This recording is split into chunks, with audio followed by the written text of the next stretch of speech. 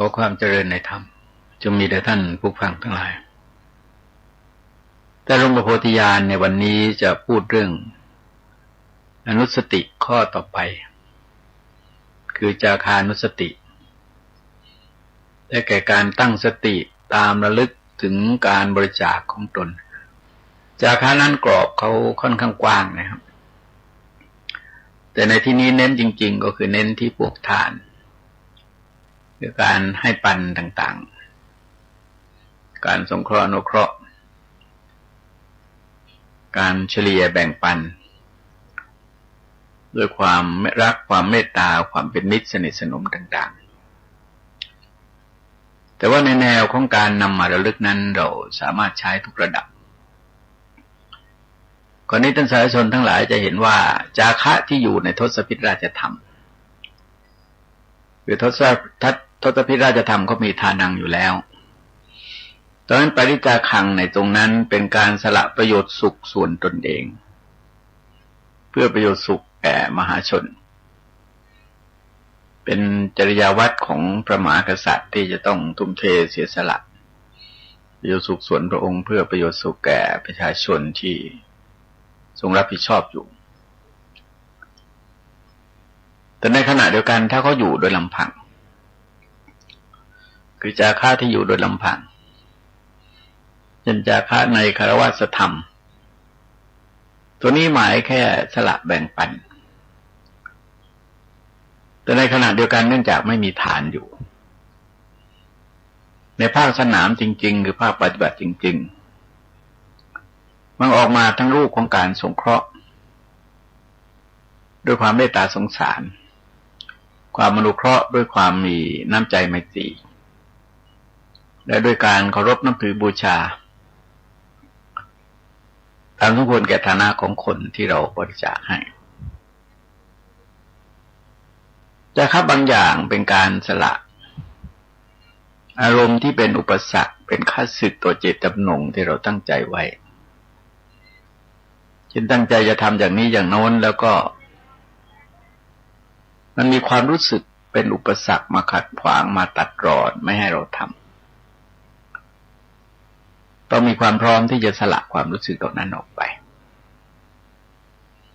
โดยเนื้อหาสาระที่สมบูรณ์จริงๆนะฮะจาคะหมายถึงพระนิพพานเลยนะครับเป็นไวยพจน์ของนิพพานแต่ว่าโดยเนื้อหาสาระก็คือว่ามันก็สละกิเลสประเภทโลภะประเภทราคะตลอดถึงประเภทโทสะโมหะแต่ส่วนใหญ่ที่เน้นในที่นี้ก็คือสละกิเลสประเภทโลภะโดยการบริจาคโดยการสงเคราะห์อนุเคราะห์แก่บุคคลอื่นข้อนี้พึงสังเกตว่าลักษณะอย่างหนึ่งที่น่าคิดก็คือทั่วโลกเนี่ยศาสนิกในศาสนาทั่วโลกจะให้ความสำคัญแก่การบริจาคสละสร้างถาวรวัตถุก็เคยตั้งข้อสังเกตมานานแล้วทำไมเป็นอย่างนั้นเหมือนกันทุกศาสนาเราไปทุกส่วนของโลกเวลาเนี้ยที่ส่วนไหนก็ตามแต่พูดถึงของโบราณนะครับอาคารสถานที่ต่างๆที่ก่อสร้างโดยราคาแพงๆนั้นมีแต่วังกับวัดเอง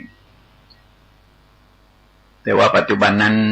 ผู้เศรษฐีเริ่มจะใหญ่โตขึ้นมาเยอะเป็นคฤหาสน์ใหญ่สร้างกันมาใหญ่ๆแต่เดิมทีเป็นวังกับวัดวังเป็นเรื่องของอำนาจเป็นเรื่องของความจงรักภักดีแต่ส่วนใหญ่ก็เป็นเรื่องอำนาจวัดนั้นเป็นเรื่องพลังศรัทธา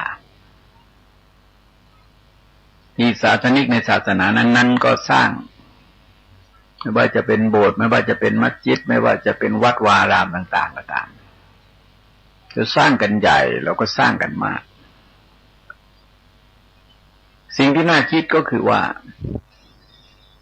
เจตนาในการบริจาคการสละเนี่ยมันมีอยู่3ช่วงคือช่วงแรกก่อนจะให้ระยะไม่ยาวช่วงที่2กำลังให้ก็เรียกว่ายิ่งสั้นใหญ่แต่ช่วงที่3ในหลังจากให้ไปแล้วเนี่ยมันอยู่นาน เช่นสมมติว่าเราบริจาคสร้างโบสถ์สร้างพระพุทธรูปสร้างโบสถ์สร้างโรงเรียนสร้างโรงพยาบาลสร้างอะไรต่ออะไรต่างๆเนี่ยคือทุกครั้งที่เราเห็นเราเกิดปิติประโมทย์เกิดอิ่มใจเกิดความสุขใจที่ได้บริจาคได้เสียสละอย่างนั้นปัญญาคะจึงกลายเป็นอนุสติข้อหนึ่งที่เมื่อเราทำทานไปแล้วหรือบริจาคไปแล้วเนี่ยแล้วนำมาย้อนคิดนำมาพิจารณาสินรู้ข่าวคราวอาคารสถานที่ที่ตนบริจาคหรือว่าทานในตนให้ไปเกิดเป็นประโยชน์เกื้อกูลอย่างยิ่งใหญ่แก่บุคคลทั้งหลายเนี่ยมันจะเกิดปีติประโมทย์ตรงนี้เราจะเห็นได้ชัดแต่อย่าลืมว่าในช่วงคิดเนี่ยในช่วงพิจารณาก็คือเรื่องของสติเรื่องสัมปชัญญะเรื่องความเพียรที่มาย้อนระลึกมาหวนระลึกเรามีมากเท่าไหร่เราสละเราบริจาคได้มากเท่าไหร่เนี่ยเราจะเกิดปีติประโมทย์มากขึ้นเท่านั้นเพราะฉะนั้นอย่างที่พระเจ้าทรงแสดงไว้ตอนหนึ่งว่าให้ข้าวน้ำเป็นการให้กำลังให้เสื้อผ้าเป็นการให้ผิวพรรณให้ยานพาหนะเป็นขั้นการให้ความสุขให้ดวงประทีปเป็นการให้ดวงตาแต่ว่าผู้ที่ให้ที่อยู่อาศัยนั้นชื่อว่าให้ทุกอย่างแล้วก็ใครให้ธรรมะก็ชื่อว่าให้ผลที่เป็นอมตะเพราะแนวจาคะแม้แต่พูดเฉพาะเรื่องวัตถุที่เราบริจาคเราย้อนระลึกวนระลึกแล้วก็จะเกิดปิติประโมทย์โดยเฉพาะอย่างยิ่งก็คือว่าคิดเห็นบ่อยๆคิดเห็นมากๆคือเรายิ่งเห็นมากเท่าไหร่เนี่ยก็ยิ่งดีอย่างที่ท่านเล่าถึงคนที่ทำบุญไว้ด้วยการบริจาคอาคารสถานที่เสนาสนะเป็นทานปรากฏเป็นวิมานรองรับอยู่ที่สวรรค์ชั้นต่างๆเราคอยท่านเหล่านั้นไปอยู่ในสวรรค์วิมานตรงนั้นเมื่อท่านรู้ท่านก็เกิดปิติประโมทย์เกิดความพอใจยินดีแล้วก็มีฉันทาอุตสาหะที่จะทำบุญทำกุศลมากยิ่งขึ้นไปการใช้สติระลึกได้มากเท่าไหร่ใช้สัมปชัญญะความรอบรู้ในเรื่องเหล่านั้นมากเท่าไหร่ปิติประโมทย์ก็จะเกิดขึ้นมากเท่านั้นปัญญาการนิสติมันก็เป็นเรื่องที่เราทำเองแล้วอาจบางครั้งเนี่ยอาจจะไม่นานก็ได้นะจะตักบาตรตอนเช้าแล้วตอนเย็นก็มานั่งระลึกก่อนจะนอนเนี่ยระลึกทบทวนพิจารณาถึงการบริจาคทานของตัวเองและปิติประโมทย์มันก็จะเกิดขึ้นนี่ก็เป็นอีกข้อหนึ่งที่ทำให้เกิดปีติขึ้นมาได้โดยง่ายแต่อย่าลืมว่าเป็นการเสนอตัวเลือกนะเราถนัดตรงไหนก็เอา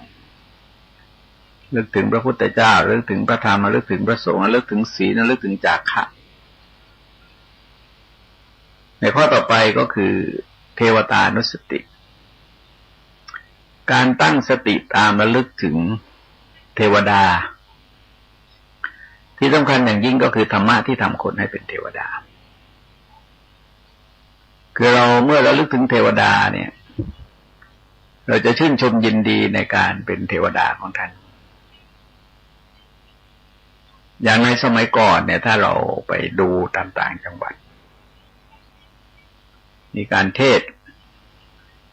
เรื่องมคมานพเนี่ยจะเทศน์มากเพราะว่าแสดงตำนานความเป็นมาของเทวดาชั้นดาวดึงส์แล้วก็เหตุที่ให้มคมานพกับบริวารเกิดในสวรรค์ชั้นดาวดึงส์มันสืบเนื่องมาจากเจ้ามหาลิเป็นกษัตริย์ลิชวีเป็นราชวงศ์ลิชวีก็ได้กราบทูลถามพระพุทธเจ้าว่าที่พระเจ้าทรงแสดงเรื่องเท้าสักกะเนี่ยพระพุทธเจ้าเคยเห็นเท้าสักกะ หรือว่าเพียงแต่ว่าพูดตามคำเล่าลือพระเจ้าบอกเคยเห็นแล้วก็รู้จักแล้วก็พบกันแล้วก็รู้ถึงเหตุที่ทำให้คนคนหนึ่งเป็นเท้าสักกะคือแล้วก็เล่าในความโดยสรุปก็คือว่าในอดีตการนานมาไกลนานไกลมาแล้วนะในหมู่บ้านหมู่หนึ่งรู้สึกว่าชื่ออาจารย์คามก็มีมนุษย์คนหนึ่งชื่อมะคะมันมีกุศลและเจตนา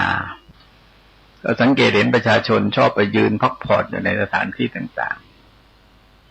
ๆท่านก็ไปตกแต่งพื้นที่บริเวณนั้นให้น่ายืนในหน้าพักผ่อนไม่มีงูเงี้ยวเขี้ยวขอมาเกี่ยวข้องคนก็มายืนกันมากๆนะครับในสุดก็เห็นว่าคนสนใจในเรื่องนี้มากโดยแกก็ทำของแกไปเรื่อยๆมีคนมาสอบถามว่าทำอะไรแกบอกว่าสร้างทางไปสวรรค์ก็มีคนที่ดีงามมาสมทบกับแกเรื่อยๆจนถึงจุดหนึ่งก็สร้างถนนให้คนไปไหนมาไหนเดินไปไหนมาไหนด้วยความสะดวกสบายสร้างถนนเห็นว่าคนที่เดินมาบนถนนเนี่ยควรจะมีที่พักแล้วก็สร้างศาลาพร้อมด้วยสหายทั้งหมดเนี่ย33 คนนะ33ทั้งตัวเขาแล้วก็มาสร้างศาลาแล้วก็แต่ละคนเนี่ยเอาไม้กระดานมาปูคนละผืนคนละแผ่นตกลงว่ามีกระดาน33 แผ่นเวลาใครมานั่งพักกระดานของคนใดเนี่ยคนนั้นก็รับไปเลี้ยงดูเป็นแขกที่บ้านตัวเองในการต่อมาภรรยาของท่าน3 คนคนหนึ่งก็สร้างช่อฟ้าของศาลาหลังนั้นน่ะชื่อสุธรรมาคนหนึ่งก็สร้างสวนคนหนึ่งก็สร้างสระน้ำชื่อสุจิตราสุนันทาสระสุนันทาสวนสุจิตรานะฮะก็ในการต่อมาคนเหล่านี้ก็ตายไปบังเกิดในสุคติโลกสวรรค์มีวิมานรองรับอยู่บนสวงสวรรค์เราก็เล่าเรื่องไปยาวนะฮะเป็นแต่นี่ก็คนพอนึกแล้วเนี่ยได้เห็นว่าคนปฏิบัติอย่างนี้อย่างนี้นี่ก็ทำให้เป็นเทวดาแต่ประเด็นที่สำคัญตรงนั้นตรงสรุปถึงธรรมะที่ทำคนให้เป็นเทวดาคนนี้เป็นเรื่องที่น่าศึกษาแล้วก็น่ายึดถือเป็นแนวในการปฏิบัติตามคือแทนที่เราจะไปรอเป็นเทวดาหลังจากตายไปแล้วก็ให้เป็นเทวดาเสียก่อนเป็นเทวดาด้วยจิตเท่าที่พบจะมีธรรมะอยู่3-4 ชุดด้วยกันที่ทรงแสดงว่าเป็นเทวธรรมคือธรรมะที่ทำคนให้บังเกิดเป็นเทวดาหรือเป็นเทวดาในชุดนี้มี7 ข้อด้วยกันเรียกว่าวัตบท7 ประการ 1. มาตาเปติพลังชันตุงการอุปถากเลี้ยงดูมารดาบิดาท่านเลี้ยงเรามาแล้วเราก็เลี้ยงท่านตอบช่วยทำกิจการงานของท่านดำรงวงศ์สกุลทำตนให้เหมาะสมแก่การเป็นทายาทของสกุลเมื่อท่านตายไปแล้วก็ทำบุญอุทิศกุศลส่งไปให้กุเลเชษฐาปจายินนัง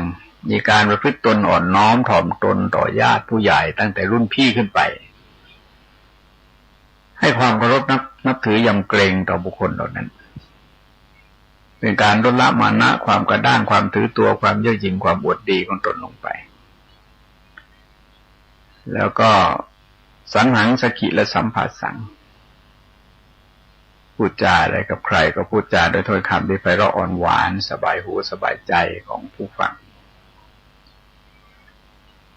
เรื่องวาจานั้นเป็นเรื่องใหญ่อย่างที่ท่านกล่าวไว้ว่าอันร้อยตาลหวานลิ้นและสิ้นซากแต่ลมปากหวานหูไม่รู้หายคือปากเป็นเอกเลขเป็นโทหนังสือเป็นตรีโชดีเป็นตราแล้วท่านก็พรรณนาไว้ว่าปากเป็นเอกเหมือนเสกมนต์ให้คนเชื่อฉลาดเหลือวาจาวิชาชาญ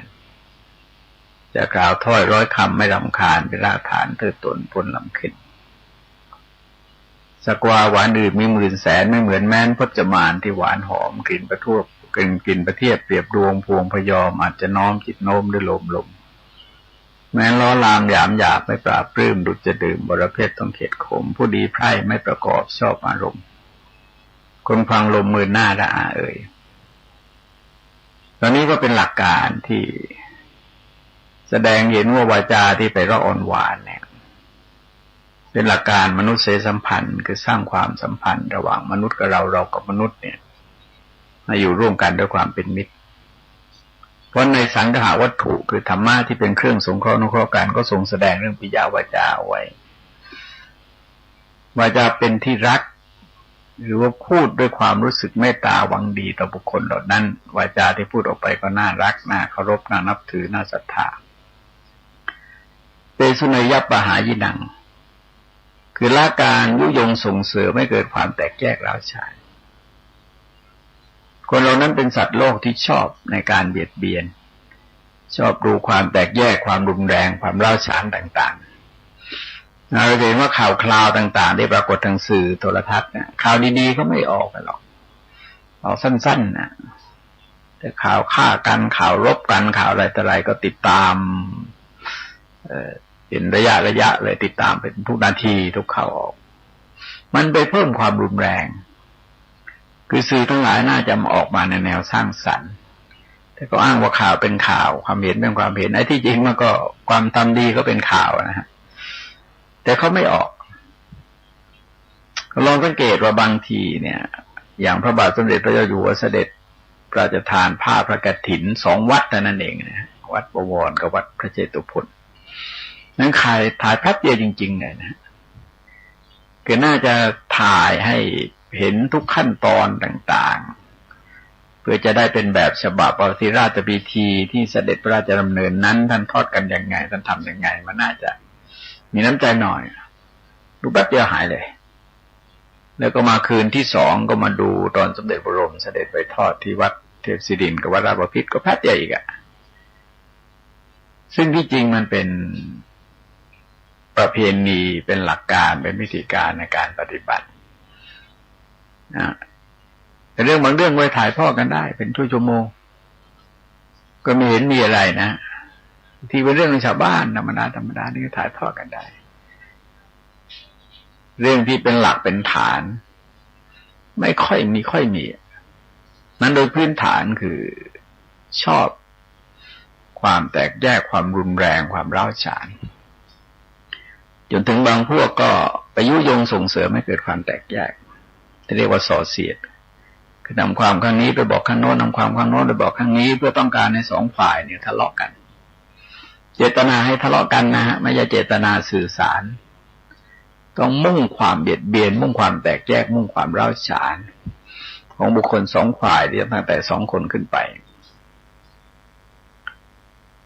แล้วก็สอนให้ลดละในเรื่องเหล่านี้นี่ก็เป็นธรรมะที่ทำคนให้เป็นเทวดาเราจะเห็นว่าเป็นหลักปฏิบัติที่ไม่ยากถ้าตั้งใจจะทำเนี่ยก็ไม่ค่อยยากอะไรเท่าไหร่เพราะมันเป็นวิถีชีวิตเป็นวิถีสังคมอยู่แล้วคนเราก็มีพ่อแม่มีญาติผู้ใหญ่อยู่โดยธรรมชาติแล้วมีการสื่อสารติดต่อกันแล้วเราจะเห็นว่าเรื่องวาจาเนี่ยว่าไว้ตั้ง2 แห่งทั้งพูดวาจาที่ไปเราะอ่อนหวานทั้งเว้นวาจาที่ส่อเสียดซึ่งก็หมายความว่าเรื่องเหล่านั้นก็ไม่โกหกด้วยไม่หยาบคายด้วยแล้วก็มีสาระประโยชน์ที่เกิดขึ้นจากการฟังด้วยประการต่อไปก็คือมัชเฉระวินเยยุตตังคือขจัดความสนิมนทินคือความสนิออกไปจากใจความสนินั้นเป็นอาการเกิดขึ้นมาจากโทสะก็ได้เกิดขึ้นมาจากโลภะก็ได้นะก็แล้วแต่ให้เราสังเกตว่าบางครั้งเนี่ยเรามีของเยอะแต่เราคนนี้เราไม่ชอบเราไม่ให้ก็แสดงว่าสนิตรงนี้มันเกิดจากโทสะแต่บางทีนี่เราหวงของเราอะเราไม่ให้แม้กับคนที่เรารักเรานับถือก็ตามนั้นแสดงว่ามันเกิดมาจากโลภะบางคนที่จะเป็นเทวะแปลว่าผู้ประเสริฐเนี่ยจะต้องไม่มีมนทินคือความสนิความสนิมันเป็นสนิมใจเป็นมนทินใจแล้วก็สร้างปัญหาต่อสุขภาพจิตของบุคคลที่จะต้องเพียรพยายามลดละบรรเทาไว้มันจางไปคลายไปแล้วก็มีสัจจะคือความซื่อสัตย์ความซื่อตรงความตรงไปตรงมาท ต่อหน้าและรับหลังเนี่ยไม่ใช่ต่อหน้าอย่างหนึ่งรับหลังอย่างหนึ่งต่อหน้ามาพรับรับหลังตะโกแต่ว่าปฏิบัติไปโดยความเอื้อเฟื้อมีความสุจริตใจเป็นเบื้องหน้าเป็นการปฏิบัติธรรมะของเรานั่นแหละแต่ว่าคนอื่นเขารับประโยชน์จากการปฏิบัติธรรมะเพราะคนที่เป็นผู้ประเสริฐจริงๆต้องดำรงอยู่ในสัจจะคนที่ได้เกียรติได้รับการยกย่องสรรเสริญได้อนุสาวรีย์เราจะเห็นว่าสัจจะจะสูงมากพระเจ้าทรงแสดงว่าสัจเจนะกิตติงปโปนติบุคคลจะได้เกียรติกับพระความสัตย์และประการต่อไปก็คือถ้าเกิดความโกรธความไม่พอใจความหงุดหงิดความประทุษร้ายอะไรต่างๆซึ่งแต่ละอย่างนั้นมันทำลายจิตเราให้ตกต่ำลงไปสู่ห่วงเหวของโทสะมันจะต้องพยายามข่มความโกรธบรรเทาความโกรธลดละความโกรธลงไปอาจจะใช้ความอดกลั้นความอดทนการให้อภัยการไม่ถือสาหาความในการอดกลั้นที่จะรักษาความดีของเราไว้คือคนที่ทำให้เราโกรธที่จริงก็เป็นคนไม่ดีแล้วถ้าเราโกรธเราก็เพิ่มคนไม่ดีขึ้นมาอีกคนหนึ่งแต่เราไม่โกรธก็มีคนไม่ดีอยู่เพียงคนเดียวเพราะฉะนั้นคนที่ฆ่าความโกรธจะได้เนี่ยจะไม่เศร้าโศกฆ่าความโกรธจะได้จะอยู่เป็นสุขพระพุทธเจ้าทรงสรรเสริญการฆ่าความโกรธซึ่งเหมือนกับมียอดหวานนะแต่มีรากเป็นพิษคือคนบางทีก็ทำอะไรไปตามความโกรธที่บังเกิดขึ้นแล้วนึกว่าสะใจหรือสาแก่ใจแต่หลังจากนั้นในปัญหามันมารุมมาตุ้มเอาแก้ยากแสนยากจริงๆเพราะความโกรธจึงเป็นโทษต่อสุขภาพจิตโทษต่อผิวพรรณแล้วก็โทษต่ออารมณ์จิตใจมันเหมือนกับคนที่มีแผล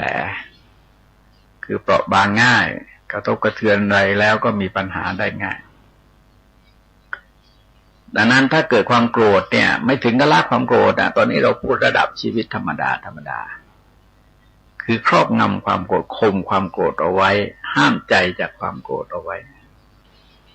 บางครั้งมันอาจจะอยู่ภายในใจแต่ว่าทำยังไงย้ายออกมาเป็นการพูดเป็นการทได้ขนาดนี้ก็ดีมากแล้วแต่ถ้าไม่โกรธเลยเนี่ยจะยิ่งเป็นการดีใหญ่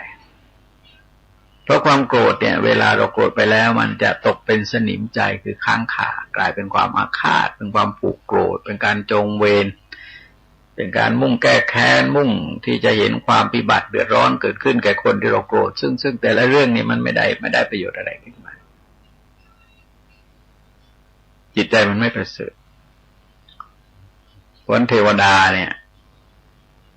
ก็คือคนที่มีคุณธรรมะเหล่านี้เราก็น้อมมาดูที่ตัวเราถ้าเราเห็นคุณธรรมเหล่านี้มีอยู่ภายในใจเราก็เกิดปิติประโมทแต่ถ้ามียังไม่พอเราก็พยายามเพิ่มพูนขึ้นเพื่อจะให้เป็นเทวดาโดยธรรมโดยอัตภาพร่างกายที่เป็นมนุษย์เนี่ยรูปร่างหน้าตาอย่างที่เราเป็นนี่แหละแต่ว่าจิตใจเราเข้าถึงเทวะคือความเป็นผู้ประเสริฐนอกจากจะเป็นอนุสติแล้วนะฮะยังช่วยยกระดับจิตใจของเราเองให้มีความประณีตสูงขึ้นท่านฟังทั้งหลายแต่ร่มโพธิญาณในวันนี้ขอยุติไว้ด้วยเวลาเป็นเท่านี้ที่สุดนี้ขอความเจริญงอกงามไพบูรย์ในธรรมจงมีแด่ท่านผู้ฟังทั้งหลายโดยทั่วกันสวัสดี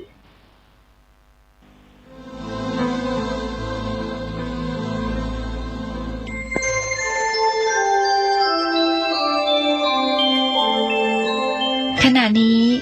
ท่านกำลังฟังสถานีวิทยุกระจายเสียง FM 104.5 เมกะเฮิรตซ์ขอความเจริญในธรรมจงมีแด่ท่านผู้ฟังทั้งหลายแต่ร่มโพธิญาณในวันนี้คงพูดเรื่องเทวตานุสติข้อต่อไปคือยังบอกไว้ในวันก่อนว่าเทวตานุสตินั้นคือระลึกถึงตัวเทวดาแล้วก็สาวไปว่าเทวดาเนี่ยท่านเกิดเป็นเทวดาได้ด้วยอะไร แล้วก็ศึกษาทำความเข้าใจกับธรรมะที่ทำคนให้เป็นเทวดาเหล่านั้นในที่สุดก็มาตรวจสอบดูที่ตัวเราว่าคุณธรรมเหล่านี้เรามีบ้างไหมถ้ามีมากพอต่อการที่จะปีติปราโมทย์ไหมถ้ามีไม่มากพอเราก็เพิ่มพูนขึ้นถ้ามีมากพอก็ตรวจสอบไปเห็นแล้วปีติปราโมทย์มันก็จะเกิดแต่ที่สำคัญอย่างยิ่งก็คือว่าการนำเอาธรรมะซึ่งทำคนให้เป็นเทวดามาเป็นหลักในการดำเนินชีวิตเนี่ยก็ช่วยเราเป็นเทวดาก่อนที่จะตายคือไม่ต้องรอว่าตายแล้วไปเกิดเป็นเทวดาคือเป็นด้วยอัตภาพร่างกายที่เป็นมนุษย์เนี่ยบางคนได้พูดถึงวัตตบท7ประการนะครับคือ 1เลี้ยงดูมารดาบิดา 2ประพฤติตนอ่อนน้อมต่อผู้ใหญ่ภายในตระกูล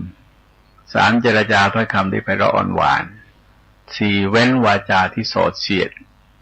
หันมาพูดคำส่งเสริมสามัคคีประสานสามัคคีกระชับสามัคคีแล้วก็มีคำสัตย์แล้วก็ข่มความไม่ใช่ขจัดมลทินคือความตนีนะฮะข้อที่5เนี่ยขจัดมลทินคือความตนีออกไปแล้วข้อที่6ก็ดำรงอยู่ในความสัตย์แต่ข้อที่7ก็ข่มความโกรธได้เอาชนะความโกรธได้นี่เป็นชุดหนึ่งแต่ธรรมะนั้นมันเป็นปริยายคือกี่ชุดก็ตามมันสรุปแล้วว่ากิเลสลดธรรมะเพิ่มกันเท่านั้นกิเลสลดลงไปลดมากเท่าไหร่ยิ่งดีนะจากสามัญชนเป็นกัลยาณปุถุชนจากกัลยาณปุถุชนเป็นสัตบุรุษเป็นบัณฑิตเป็นนักปราชญ์เป็นอริยะขึ้นไปโดยลำดับตามการลดของกิเลสและการเพิ่มขึ้นของธรรมะวันนี้จะพูดถึงธรรมะอีกชุดหนึ่งซึ่งทำคนให้เป็นเทวดาเหมือนกันอันนี้ทรงแสดงไว้ตรงๆเลยนะฮะเป็นเทวธรรมะกิริโอตตปสัมปันนาสุขธรรมะสมาหิตาสันโตสัพปริสาโลเกเดวธรรมาติวุจเรสัตบุรุษเรียกคนที่สมบูรณ์ด้วยหิริและโอตตัปปะซึ่งเป็นธรรมะฝ่ายขาวว่าเป็นผู้มีเทวธรรมคือธรรมะที่ทำคนให้เป็นเทวดาในสมัยโบราณเนี่ยท่านเล่าถึงการพยายามที่จะค้นคว้าแสวงหาธรรมะที่ทำคนให้เป็นเทวดาค้นหาเทวธรรมกันเป็นการใหญ่มีเรื่องเล่าว่าในอดีตการนานมาแล้วนะมีพระราชาพระองค์หนึ่งมีพระราชโอรส2พระองค์ชื่อมหิสาสกุมารกับจันทกุมารในการต่อมาก็ทรงได้พระโอรสจากพระมเหสีใหม่องค์หนึ่งชื่อว่าสุริยกุมารตอนที่พระมเหสีใหม่ประสูติพระราชโอรสคือสุริยกุมารพระราชาท่านปลื้มมากท่านดีพระทัยมากก็พลั้งวาจาพระราชทานให้พระนางเลือกพรตามที่ต้องการว่าต้องการอะไรก็ให้เลือกเอาในสุดนางก็เลือกเอาราชสมบัติให้เป็นของสุริยกุมารพระราชานั้นจัดแล้วไม่คืนคำไม่ได้ก็จำใจจะต้องยกให้แล้วก็เรียกพระราชโอรสมาคือสุริยมหิสาสกุมารกับจันทกุมารเรียกมาแล้วก็บอกว่าให้ไปอยู่ในป่าแต่ก่อนสัก14 ปีอันนี้แปลกนะธรรมเนียมในเราเจอเรื่องพระนารายณ์พระรามเองก็อยู่ป่า14 ปีเหมือนกันไม่ทราบเป็นธรรมเนียมอะไรอยู่ป่า14 ปีหรือแม้แต่เรื่องของมหาภารตยุทธก็อยู่ป่าจำนวนหนึ่งคือในประเทศได้ไปอยู่ป่ามิสาสกุมารกับจันทกุมารก็ตกลงประไถที่จะไปอยู่ในป่าแต่ตอนออกจากวังเนี่ยสุริยกุมารไปเห็นเข้าสอบถามพี่ชายก็เล่าให้ฟังกริ้วประมาณดามากเลยที่ทำอย่างนั้นไม่ยอมถ้าพี่ทั้งสองไปก็ไปด้วย พี่ให้กลับก็ไม่กลับเลยไม่รู้จะทำยังไงก็ต้องไปด้วยกันเพราะพระราชกุมารทั้งสองพระองค์จะกลับก็ไม่ได้นะมันละอายแก่ใจเพราะรับปากพ่อไว้แล้วที่สุดก็ไปด้วยกันโดนแรมไปในป่าไปถึงในที่หนึ่งก็เกิดกระหายน้ำขึ้นมาก็นั่งพักผ่อนก็บอกให้น้องชายคนเล็กเนี่ยไปหาน้ำปรากฏว่าในสระน้ำตรงนั้นเนี่ยมียักษิณีก็สิงสถิตอยู่เขาจับมาซักถามว่ารู้จักเทวธรรมไหมท่านตอบได้แต่ตอบไม่ถูกเลยก็ถูกจับไว้แล้วราชมารองค์ที่สองคือจันทกุมารเลยก็ต้องตามมาแล้วก็ถูกจับเหมือนกันเพราะตอบไม่ได้ไมสาสกุมารรออยู่นานเห็นน้องสององค์ยังไม่กลับเลยก็เสด็จไปด้วยความระมัดระวังมีการสังเกตมีการตรวจสอบเสร็จแล้วไม่ยอมเข้าไปในบริเวณร่มเงาของต้นไม้เพราะเห็นว่าไม่ชอบมาพากลยักษ์ก็ปลอมเป็นมนุษย์ขึ้นมาเชิญชวนชักชวนให้ลงไปในสระท่านก็สังเกตท่านก็ดูออกว่าไม่ใช่มนุษย์ก็ซักถามทราบความว่าท่านต้องการคนที่รู้เทวธรรมแต่รับพรจากท้าวกุเบศมาว่าถ้าใครไม่รู้จักคุณธรรมแล้วก็มีเทวธรรมแล้วก็มีสิทธิ์ที่จะจับไปกินเป็นอาหารได้ก็ในที่สุดไมสาสกุมารก็ตกลงจะแสดงเทวธรรมให้ฟังแล้วขออาบน้ำอาบท่าให้สบายซะก่อนอาบน้ำเสร็จแล้วก็แสดงนะครับจากข้อความที่ว่าไว้ในตอนต้นเนี่ยว่าสัตบุรุษกล่าวผู้สมบูรณ์ด้วยหิริโอตตัปปะซึ่งเป็นธรรมะฝ่ายขาวว่าเป็นผู้มีเทวธรรมก็ทำให้ยักษิณีพอใจว่าถูกต้อง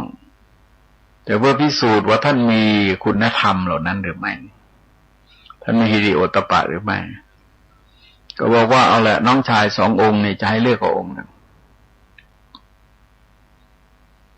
ท่านสุริยะท่านไมสาสกุมารก็เลือกเอาสุริยกุมารซึ่งเป็นน้องคนเล็กยักษิณีก็บอกว่าเนี่ยท่านรู้เทวธรรมแต่ไม่มีเทวธรรมเพราะว่าขาดการยกย่องเชิดชูผู้ใหญ่คือผู้ที่มีอายุมากกว่าไมสาสกุมารก็บอกว่าท่านรู้เทวธรรมด้วยแล้วท่านก็มีเทวธรรมด้วยแล้วก็เล่าให้ฟังว่าการที่เราต้องมาเดินป่าเนี่ยเพราะว่าแม่ของน้องชายก็ขอราชสมบัติให้แก่น้องชายแต่น้องชายไม่ยอมแต่ขอให้เรารับราชสมบัติเราก็รับปากจากพ่อมาแล้วก็กลับไปไม่ได้น้องชายก็ไม่ยอมกลับก็เลยตามมาถ้าเราปล่อยให้น้องชายตายด้วยการกระทำของท่านแล้วกลับไปบอกพ่อบอกว่าน้องถูกยักษิณีจับไปกินได้แล้วใครจะเชื่อเราละอายแก่ใจที่จะไปทำเช่นนั้นตนจึงยอมเอาน้องคนเล็กเพื่อกลับไปคืนให้แก่พ่อแม่เขาให้ได้ยักษ์ก็เลื่อมใสก็เลยมอบจันทกุมารคืนตามมาด้วยพิสาสกุมารก็แสดงธรรมะหิริโอตตัปปะนั่นแหละว่าแกจะจับสิ่งมีชีวิตกินเนี่ยแสดงแกไม่มีหิริโอตตัปปะเหมือนกันในสุดก็ให้สมาทานศีล 5แล้วก็อยู่ด้วยกันพอพระราชบิดาที่วงคตแล้วก็3พี่น้องก็กลับไมสาสกุมารก็ได้เป็นพระราชาจันทกุมารก็ได้เป็นอุปราชสุริยกุมารก็ได้เป็นเสนาบดีอันนี้เป็นการดูตัวอย่างนะว่าการรู้ธรรมะกับการปฏิบัติธรรมะเนี่ยมันต้องไปด้วยกันไม่ใช่ว่ารู้ธรรมะแต่ไม่มีธรรมะเลยเราต้องมีอยู่ระดับใดระดับหนึ่งแหละมีมากน้อยเราก็ไม่รู้หรอกแต่ว่าต้องมีให้ได้เพราะนิรินั้นมันเป็นมโนธรรมสำนึกซึ่งเกิดขึ้นภายในจิตใจของบุคคลอาศัยชาติสกุลเนี่ยเป็นเสริมตัวเสริมสำคัญอย่างหนึ่งถ้าคนเกิดมาในชาติสกุลผู้ดีที่อยู่ในศีลในธรรมเนี่ย แล้วการอบรมแนะนำสั่งสอนมาในทางที่ดีโอกาสที่จะมีหิริโอตตัปปะสูงก็จะมีได้ง่าย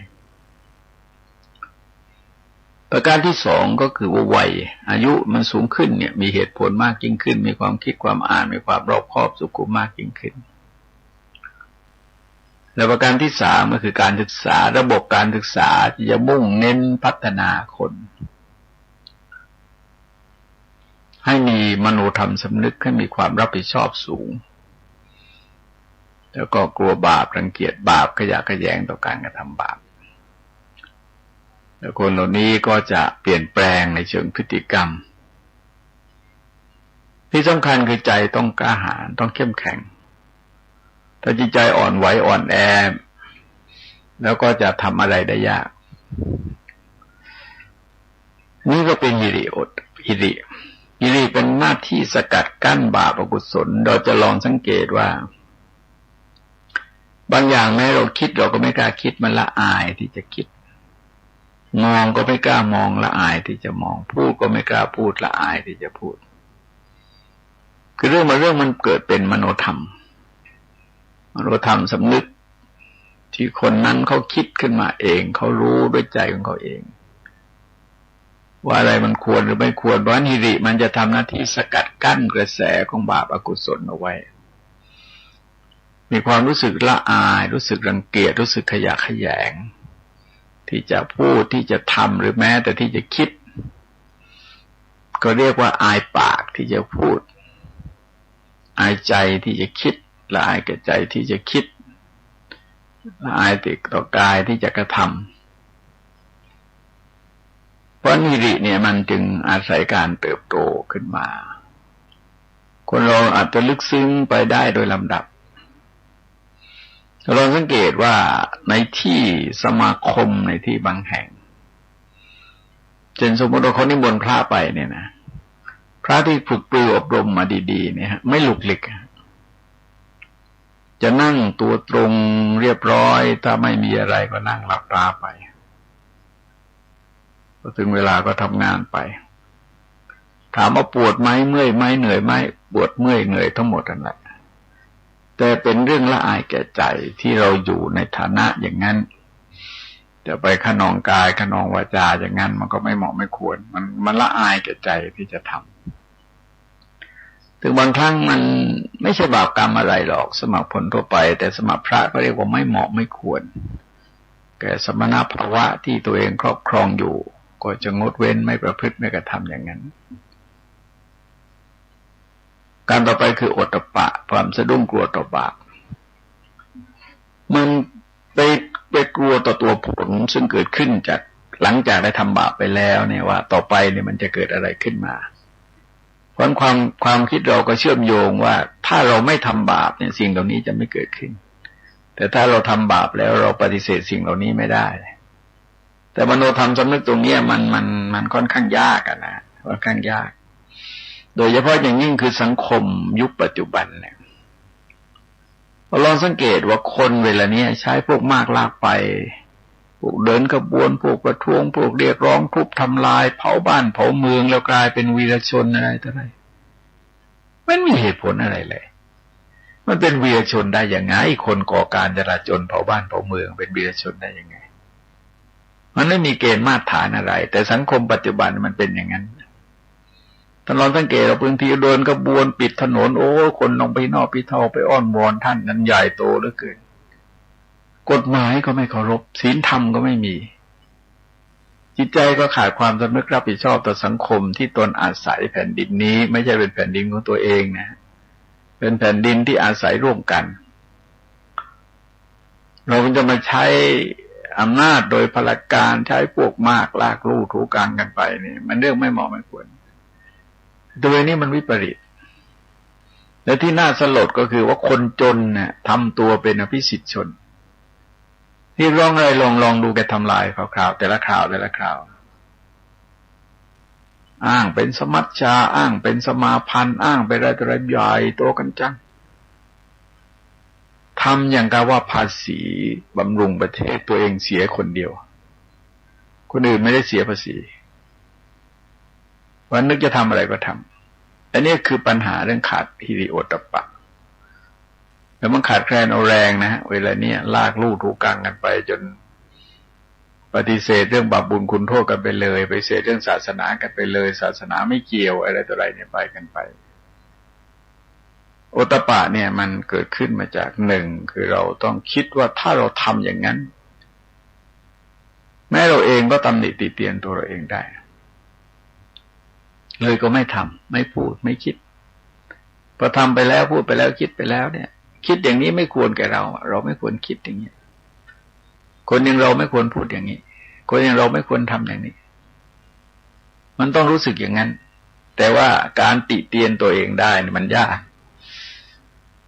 เพราะว่ามนุษย์เรานั้นก็อย่างที่โลกนิตเขาว่านะโทษท่านผู้อื่นเพียงเมล็ดงาปองติฉินนินทาหอนเว้นโทษตนถ้าภูผาหนักยิ่งป้องปิดคิดซ่อนเร้นเรื่องร้ายหายสูญนั่นคือธรรมชาติมนุษย์เพราะมันจะต้องมีอีกอย่างหนึ่งเข้ามาช่วยไหวหรือเปล่าก็ไม่รู้คือวินยูชนเขาใคร่ครวญพิจารณาจากพฤติกรรมของเราแล้วจะตำหนิเอาเรามีความรู้สึกอย่างนั้นว่าถ้าเราทำเป็นอย่างนี้เราเองอาจจะไม่รู้สึกรู้สาอะไรแต่วินยูชนท่านมีเหตุผลท่านมีสติปัญญาท่านมีความคิดท่านใคร่ครวญแล้วท่านเห็นว่า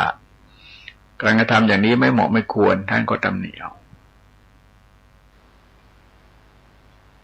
อีกประการหนึ่งก็กลัวต่ออาญาของแผ่นดินกลัวต่อการถูกจับกุมคุมขังลงโทษเราอย่าลืมสามอย่างนี้เวลานี้ไม่แข็งไม่มีพลังในการที่จะสกัดกั้นไม่ให้คนทำบาปเพราะอะไรเพราะคนผู้หนึ่งเนี่ยจะไม่แคร์อะไรเลยจะไม่สนใจอะไรเลยยังโกงกันหน้าเฉยตาเฉยเขาพูดโจมตีเรื่องนักการเมืองช่อฉนคอร์รัปชันอะไรต่างๆแล้วก็มีข่าวช่อฉนกันอยู่อย่างเงี้ยอาคารสถานที่ราชการในที่บางแห่งที่เราเห็นแล้วเราไม่คุ้มอ่ะดูงบประมาณดูค่าใช้จ่ายมันแพงแต่วัสดุอุปกรณ์หรือว่าอาคารสถานที่มันไม่เหมาะสมกับราคานั้นนี่เป็นเรื่องที่น่าคิดว่าเวลานี้คนไม่แคร์อะไรนี่เยอะมากเขาจะว่ายังไงก็ว่าไปเรื่องของฉัน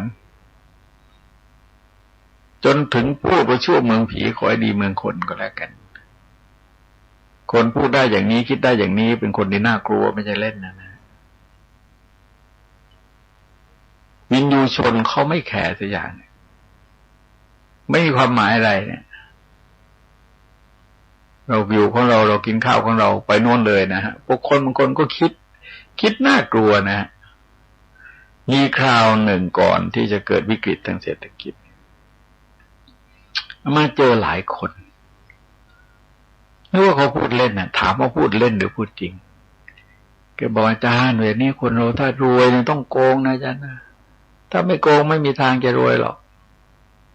กลายเป็นสูตรว่าถ้าจะรวยต้องโกงถ้าไม่โกงก็จะไม่รวยแล้วก็ถามว่าพูดเล่นหรือพูดจริงแกบอกพูดจริงต้องโกงต้องหาทุกวิถีทางที่จะฟอกโกงได้อันนั้นก็คือไม่สนใจวินยูชนละไม่สนใจการดำหนิท่วงติงจากวินยูชนละเสร็จแล้วพอกฎหมายบ้านเมืองเธอก็เงินซื้อเอาเราลองสังเกตถึงว่าวิธีหนึ่งเช่นมีข้อประกาศที่เมื่อวันที่เท่าไหร่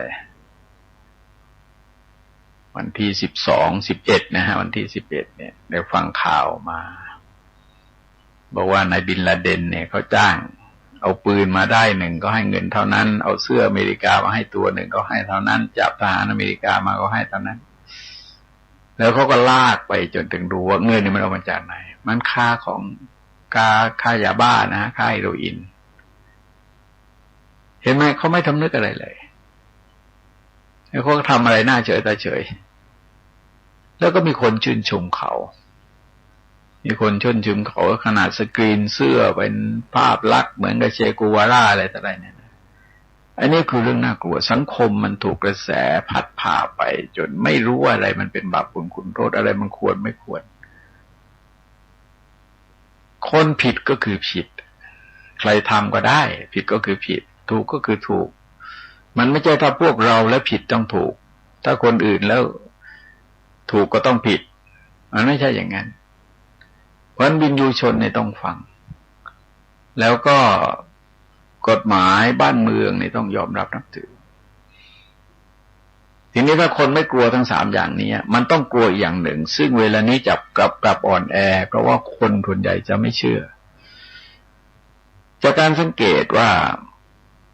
ต่อปัญหามันมาหลายสิบปีมานานมากๆเนี่ยมาตอบปัญหาเนี่ยนะแล้วปัญหาเรียกว่ามากที่สุดตอบบางทีนี่2 ชั่วโมงตอบไม่หมด3 ชั่วโมงเลยบางทีไปบรรยายอบรมเนี่ยบางทีเจอแต่ปัญหาโดยเฉพาะกับนักเรียนนักศึกษาเนี่ยเราเจอแต่ปัญหาเนี่ยเยอะมาระยะ6-7 ปีหลังเนี่ยก็ปัญหาก็เยอะมากจะถามเรื่องนรกเรื่องสวรรค์เรื่องชาตินี้เรื่องชาติหน้าเรื่องตายเกิดตายสูญอะไรจะถามอยู่ทุกแห่งทุกครั้งทุกวัยนะฮะทุกวัยของคน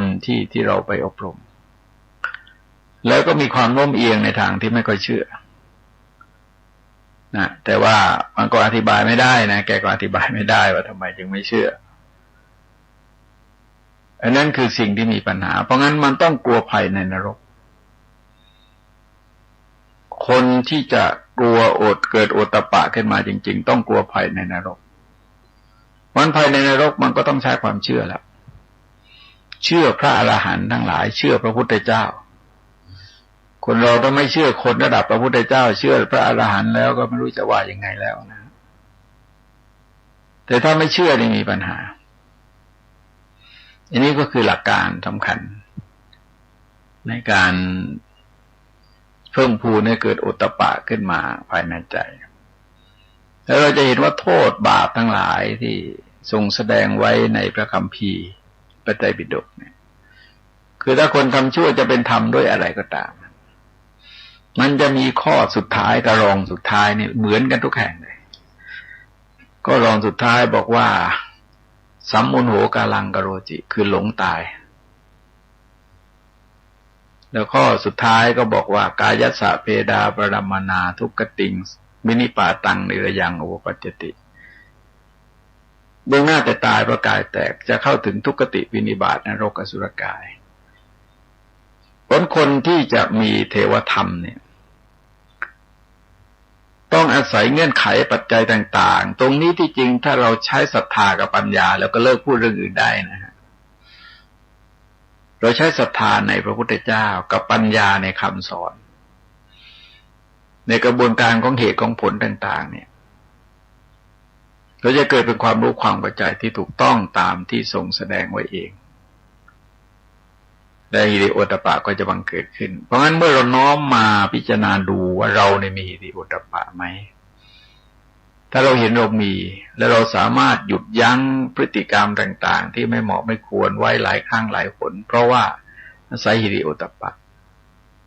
เราคิดไปคิดมาดูไปดูมาเราก็เกิดปีติประโมทย์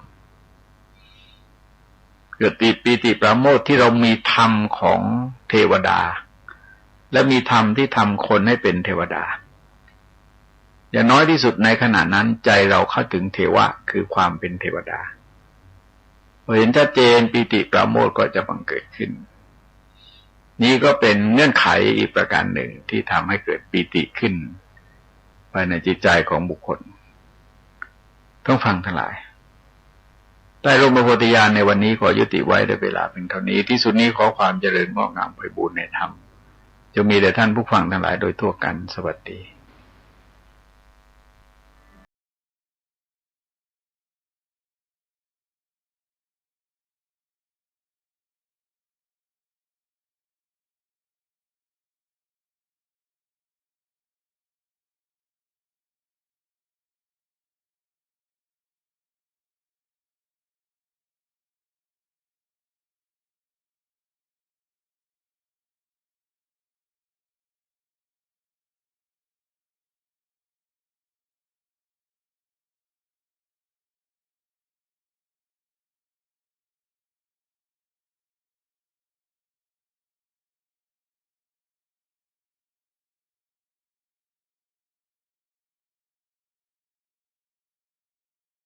รุกที่ดีที่สุดการรอให้คนเข้าวัดแล้วจึงแสดงธรรมเหมือนแต่ก่อนนั้นอาจจะสายเกินไป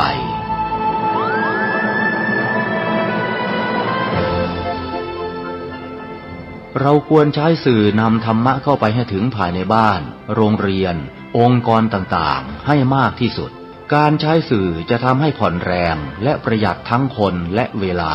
เทศนาผ่านสื่อเพียงคนเดียวเสมือนเราเนรมิตนักเผยแผ่ได้เป็นหมื่นเป็นแสนนักเผยแผ่นั้นนอกจากอบรมตามหลักสูตรธรรมดาเพื่อให้ได้วุฒิบัตรรับรองแล้วพึงอบรมเรื่องการเทศนาการเขียนการค้นคว้าซึ่งอาจจะเป็นเรื่องเฉพาะตัวแต่ก็สามารถฝึกขึ้นมาได้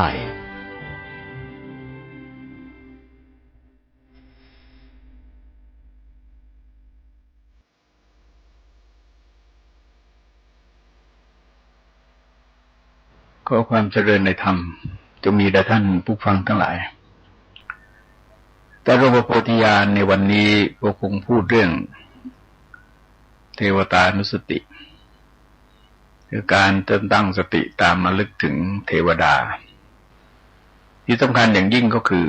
ระลึกถึงธรรมะที่ทำคนให้เป็นเทวดาก็ได้กล่าวถึงธรรมะมาสองกลุ่มหนึ่งก็คือเรื่องของวัตถบท7ประการกลุ่มที่สองก็คือหิริโอตตัปปะก็ยังมีอยู่อีกสองกลุ่มที่ทรงแสดงในรูปของความเป็นเทวธรรมคือธรรมะที่ทำคนให้เป็นเทวดาคือธรรมะชุดหนึ่งนั้นมีการจำแนกแสดงไว้เป็น4ข้อด้วยกันเป็น5ข้อด้วยกันแล้วก็ถือว่าเป็นธรรมะที่ทำคนให้เป็นเทวดาเช่นเดียวกันภาษาที่ใช้อาจจะต่างกันแต่ว่าโดยเนื้อหาสาระแล้วที่จริงก็ไปร่วมกันคือทุกข้อที่เราประพฤติปฏิบัตินั้นกิเลสลดลงทำให้จิตใจแจ่มใสเบิกบานบันเทิงไปตามสมควรแก่ฐานะจนถึงจุดหนึ่งก็จะอยู่ในโลกนี้ด้วยความแช่มชื่นเบิกบานก็ถือว่าเป็นเทวดาอยู่ภายในใจเป็นเทวะเป็นผู้ประเสริฐเป็นผู้เที่ยวเล่นเที่ยวอยู่โดยสุขสำราญไม่มีปัญหาไม่มีความเครียดในอารมณ์ธรรมะชุดนี้ข้อแรกก็คือเรื่องศรัทธาความเชื่อเรื่องศรัทธาความเชื่อนั้นจะปรากฏในที่ต่างๆเป็นอันมากเพราะว่ามันเป็นพื้นฐานสำคัญเนื่องจากเราเกิดมาไม่มีความรู้ในเรื่องอะไรเรื่องเป็นอันมากที่จำเป็นจะต้องอาศัยความเชื่อต่อความรู้ของบุคคลอื่นเช่นเรื่องราวที่เป็นอดีตเนี่ยเราก็ต้องเชื่อตามความรู้ของบุคคลอื่นที่เขาบอกเอาไว้เราไม่สามารถจะมีสัมผัสตรงต่อเรื่องราวในอดีตได้นอกจากจะอาศัยความเชื่อต่อบุคคลที่ควรแก่การเชื่อถือเพราะหลักการของความเป็นพุทธศาสนิกชนจะมีการเน้นที่เรื่องของศรัทธากับเรื่องของปัญญาเพราะว่าความรู้ของพระพุทธเจ้านั้นเป็นความรู้ระดับพระสัพพัญญุตญาณคือความรู้ในสิ่งทั้งปวงตามความเป็นจริงเข้าถึงแก่นแท้เข้าถึงสาระของสิ่งเหล่านั้นแต่คนสามัญทั่วไปก็โอกาสที่จะเข้าถึงอย่างพระพุทธเจ้าเข้าถึงนี่เรียกว่ามีไม่ได้เลยนอกจากว่าคนที่เป็นพระพุทธเจ้าด้วยกันเพราะฉะนั้นในกรณีเช่นนี้ก็จำเป็นจะต้องอาศัยพื้นฐานคือความเชื่อในพระพุทธเจ้าเวลาความเชื่อที่ทรงจำแนกแสดงโดยพระองค์เองนะครับคือให้เชื่อมั่นในพระพุทธคุณคำว่าพระพุทธคุณไม่ได้หมายถึงคุณของพระพุทธเจ้าองค์นี้พระองค์เดียวคือทุกองค์มีพระคุณอย่างนั้นปัญหาสำคัญเราเชื่อในพระพุทธคุณเหล่านั้นหรือไม่ตามที่เราสวดสาธยายกันนะฮะอิติปิโสภควาแม้เพราะเหตุนี้พระผู้มีพระภาคเจ้าอรหังเป็นพระอรหันต์สัมมาสัมพุทโธเป็นผู้สัตย์ดีสัตย์ชอบโดยพระองค์เองวิชาจนะสัมปันโนทรงสมบูรณ์วิชาและจรณะสุกโตเสด็จไปดีแล้วโลกวิทูเป็นผู้รู้แจ้งโลกอนุตตโรบริสดามสารถิทรงเป็นสารถีที่ฝึกคนได้อย่างยอดเยี่ยมไม่มีสารถีอื่นจะยิ่งไปกว่าสถาเดวมนุษย์สานังทรงเป็นศาสดาของเทวดาและมนุษย์ทั้งหลายกุฏโธเป็นผู้รู้เป็นผู้ตื่นเป็นผู้เบิกบาน ภควาเป็นผู้จำแนกแจกจ่ายธรรมเป็นผู้ประกอบด้วยภคธรรมแล้วก็เป็นผู้มีโชคแน่นอนในการเจริญอนุสติเนี่ยเราก็ต้องหยิบแต่ละบทขึ้นมาพิจารณาตามนัยยะของพุทธานุสติที่กล่าวไว้ในตอนต้นปัญหาสำคัญเราเชื่อไหมในพระพุทธคุณแต่ละบทเราเชื่อความเป็นพระอรหันต์ที่แปลว่าหักกรรมแห่งสังสารวัฏที่แปลว่าไกลจากกิเลสที่แปลว่าเป็นผู้ไม่ทำบาปแม้ในที่ลับที่แปลว่าเป็นผู้ควรไหว้ควรบูชาควรเคารพสักการะของบุคคลทั้งหลายนั้นเราเชื่อประเด็นนี้หรือไม่ถ้าเราเชื่อเนี่ยมันจะนำไปสู่การเชื่อในคำสอนของพระองค์เพราะบทพิสูจน์ของศรัทธาคือคนที่มีศรัทธานั้นมันจะต้องออกไปที่ตัวธรรมะคือเชื่อมั่นในกฎของกรรมตามหลักที่ทรงแสดงเอาไว้นะเราจะเห็นว่ากรรมนั้นจะมีการจำแนกไว้เป็น3ช่วงแรกคือกรรมศรัทธาเชื่อความมีอยู่ของกรรมคือเจตนาที่บุคคลทำออกไปพูดออกไปคิดออกไปจะทำพูดยังไงก็ตามก็ถือว่าเป็นเจตนาที่บังเกิดขึ้นภายในใจของบุคคลก็เป็นเหตุให้ทำให้พูดให้คิดออกไปตามเรื่องนั้นๆเพราะในกฎของกรรมเนี่ยจึงแสดงว่า1กรรมศรัทธาเชื่อความมีอยู่ของกรรมทั้งที่เป็นกุศลทั้งที่เป็นอกุศลทั้งที่เป็นกลางๆแต่เห็นว่ากรรมที่จริงมันก็มี3อย่างนะแต่ว่าเนื่องจากอัปยากตกรรมเนี่ยเราไม่เคยพูดกันเพราะว่ามันไม่มีผลเป็นบุญเป็นบาปอะไรแล้วก็เอาเฉพาะกุศลกรรมกับอกุศลกรรมซึ่งอำนวยผลเป็นบุญเป็นบาปเป็นความสุขความทุกข์แก่บุคคลผู้ประพฤติผู้กระทำดังนั้นเราต้องเชื่อมั่นในความมีอยู่ของกรรมเหล่านั้นดีก็คือดีไม่ดีก็คือไม่ดีกลางๆก็คือกลางๆแล้วก็เชื่อความมีอยู่ของผลแห่งกรรมก็มันเป็นไปตามกระบวนการของเหตุผลเนี่ยเช่นว่ากินข้าวก็อิ่มอ่านหนังสือก็มีความรู้อาบน้ำก็สะอาดถูกไฟก็ร้อนอะไรต่ออะไรเนี่ยมันเป็นกฎเกณฑ์ธรรมดาว่าเหตุอย่างนี้ผลก็ต้องออกมาเป็นอย่างนี้ทุกทีแต่ว่าผลมันยังไม่เกิดเพราะเราไม่ได้สร้างเหตุในขณะเดียวกันเราก็เห็นผลที่เกิดขึ้นแก่คนที่สร้างเหตุมันก็ช่วยให้เรามีความเชื่อมั่นมีความศรัทธาในกระบวนการของกรรมประการต่อไปก็เชื่อในความเป็นเจ้าของผลเขาเรียกว่ากรรมสกตาศรัทธาเชื่อการที่สัตว์ทั้งหลายเป็นผู้มีกรรมเป็นของตนจะต้องเป็นผู้รับผลของกรรมมีกรรมเป็นกำเนิดมีกรรมเป็นเผ่าพันธุ์มีกรรมเป็นที่พึ่งอาศัยใครทำกรรมอะไรไว้จะดีหรือชั่วก็ตามจะต้องเป็นผู้รับผลของกรรมนั้นมันก็เป็นกระบวนการที่ต่อเนื่องกันไปเช่นสมมติว่าเรากินอาหารเป็นกรรมความอิ่มเป็นผลของกรรมใครกินคนนั้นก็อิ่มเราอ่านหนังสือเป็นกรรมความรู้หนังสือเป็นผลกรรมใครอ่านคนนั้นก็รู้อาบน้ำเป็นกรรมความสะอาดเป็นผลของกรรมใครอาบคนนั้นก็สะอาดมันมีความต่อเนื่องกันอยู่3อย่างอย่างนี้ซึ่งเราจะเห็นว่าเราต้องสร้างเหตุแล้วผลเหล่านั้นก็จะเกิดขึ้นแต่ว่าจากประสบการณ์ต่างๆในชีวิตประจำวันของบุคคลแต่ละคนเนี่ยเราก็จะพบว่าเราก็สร้างเหตุกันอยู่ประจำเรารับผลอยู่ประจำเพียงแต่เราไม่นึกว่านี่มันเป็นกรรมก็คือเจตนาที่บุคคลกระทำองค์ไปพูดออกไปคิดออกไปรวมแล้วก็เป็นกรรมดีหรือไม่ดีนั่นเป็นรายละเอียดอีกกรณีหนึ่งทีนี้พิสูจน์ได้ยังไงว่าคนเหล่านั้นมีศรัทธาหรือไม่มีศรัทธาท่านบอกว่าสามารถพิสูจน์ได้ว่าคนที่มีศรัทธาหนึ่งก็คือใครจะพบผู้มีศีลมีความพอใจมีความยินดีมีความใส่ใจที่จะพบแล้วคบหาใกล้ชิดสมาคมกับท่านผู้มีศีลและยินดีพอใจที่จะฟังพระสัทธรรมไม่รู้สึกเบื่อหน่ายรู้สึกพอใจยินดีเพลิดเพลินในการฟังพระสัทธรรมและประการที่3ก็คือพยายามขจัดมลทินคือความเสนีออกไปจากจิตใจเพราะมันเป็นบทพิสูจน์นะฮะบทพิสูจน์เรื่องทานศีลภาวนาเนี่ยเป็นบทพิสูจน์ถ้าตราบใดที่เรายังมีความเสนีอยู่เนี่ยแสดงว่าความตนีบางอย่างนี่เกิดจากโลภก็มีเกิดจากหลงก็มีเกิดจากโกรธก็มีวันจะต้องขจัดมลทินคือความตนีออกไปโดยพลังของศรัทธาเนี่ยเขาขจัดโลภโกรธหลงออกไปแล้วเพราะในการขจัดมลทินคือความตนีเป็นการพิสูจน์ว่าคนนี้มีศรัทธาเท่านั้นเอง แต่ถ้ายังมีความตนีอยู่ก็หมายความว่าคนเหล่านี้ยังไม่มีศรัทธาเพราะศรัทธาท่านจึงเรียกว่าศรัทธาสัมปทาคือสมบูรณ์ด้วยศรัทธาสมบูรณ์ด้วยความเชื่อมั่นอันยังลงมั่นคงในพระคุณของพระพุทธเจ้า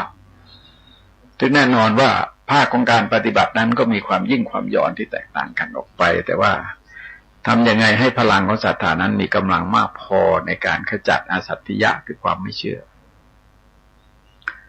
แล้วขจัดความเครือบแคลงสงสัยออกไปอย่างน้อยได้สัก2 ข้อนะฮะก็ดีแล้วแต่อย่าลืมว่าเมื่อความไม่เชื่อมันลดลงความเครือบแคลงสงสัยลดลงเนี่ยก็แสดงว่าโลภโกรธหลงลดลงตามไปด้วยคือหลงนั้นมันลดลงแล้วนะฮะแต่ว่าโลภกับโกรธเนี่ยจะลดตามลงไปก็เป็นเหตุให้เราก้าวไปบนเส้นทางของทานศีลภาวนาหรือศีลสมาธิปัญญาประการต่อไปนั้นคือเป็นผู้รักษาศีลทรงใช้คำว่าศีลสัมปทาคือสมบูรณ์ด้วยศีลหรือถึงพร้อมด้วยศีลหมายความรักษาศีลได้สมบูรณ์ถูกต้องตามหลักเกณฑ์ในการรักษาศีลอย่างที่เคยกล่าวไว้ในศีลานุสติการตั้งสติตามระลึกถึงศีลเราจะเห็นว่าธรรมะนี่คล่อมกันไปคล่อมกันมาอย่างเงี้ยคือว่ามันเป็นกระบวนการที่หนุนเนื่องกันไปพระเจ้าทรงแสดงไว้เท่าไหร่เราก็ต้องว่าเท่านั้นนะบางทีเราอาจจะรู้สึกว่ามันซ้ำในข้อนี้มันซ้ำกับข้อก่อนซ้ำก็ซ้ำนะตัวอย่างที่เคยยกตัวอย่างให้ฟังว่ามันเหมือนกับการทำขนมไทยนะมีก็เรียกว่าร่วม 3,000 ชนิดแต่ขนมไทยมีส่วนผสมหลักอยู่ก็คือข้าวเหนียวคือกะทิคือความหวานมันก็อยู่ทุกชนิดของขนมนั่นแหละเราจะปฏิเสธไม่ได้หรอกหรือเหมือนกับสีทั้งหลายในโลกเนี่ยมันมีสักกี่ร้อยกี่พันสีเราก็ไม่รู้นะแต่ที่จริงมันมาจากแม่สีเพียง3 สีเท่านั้นอย่างที่เราได้ศึกษาเราเรียนมาเพราะเรื่องธรรมะเนี่ยก็จะมีลักษณะอย่างนั้นสีเนี่ยมันเป็นการพิสูจน์ถึงศรัทธาว่าถ้าคุณมีศรัทธาเนี่ยคุณก็ต้องรักษาศีลเพราะศีลนั้นเป็นพระธรรมนะเป็นบทบัญญัติที่พระพุทธเจ้าได้ทรงบัญญัติเอาไว้แต่ว่ามีความเป็นธรรมะเพียงแต่ว่าเป็นก้าวของขั้นบันไดที่จะนำจิตใจของคนให้ขึ้นสู่กระแสของธรรมะศีลยังแปลว่าปกติกายปกติวาจาปกติใจนะใจก็ต้องปกติพอสมควรแต่ว่าที่เราเห็นในใจเราไม่เห็นเราก็เห็นแต่กายกับวาจาแต่ก็หมายความเมื่อกายวาจาปกติก็แสดงว่าใจเขาก็คงไม่ผิดปกติไปศีลที่สมบูรณ์นั้นเราเน้นเอาที่ศีล 5นะฮะไม่ต้องไปเอาศีลอย่างอื่นหรอกเพราะว่าคนทั่วไปเนี่ยขอให้รักษาศีล 5ได้นะมันปิดประตูนรกได้แล้วนะศีล 5เนี่ยนอกจากมันเป็นเดี๋ยวเป็นเบญจเวรวิราชคืองดเว้นจากเวรภัยทั้ง 5แล้วมันปิดประตูจตุรบายนะเพราะว่าคนที่รักษาศีล 5ได้สมบูรณ์จริงๆต้องเป็นพระโสดาบันนะไม่ใช่รักษาได้ง่ายๆนะ5 ข้อเนี่ยลองสังเกตดูวันก่อนไปถามในที่ประชุมแห่งหนึ่งไปที่ประชุมครูหลายร้อยคนนะถามว่าขอถามจริงๆในที่นั่งอยู่ทั้งหมดตรงเนี้ยมีใครรักษาศีล 5ได้บ้าง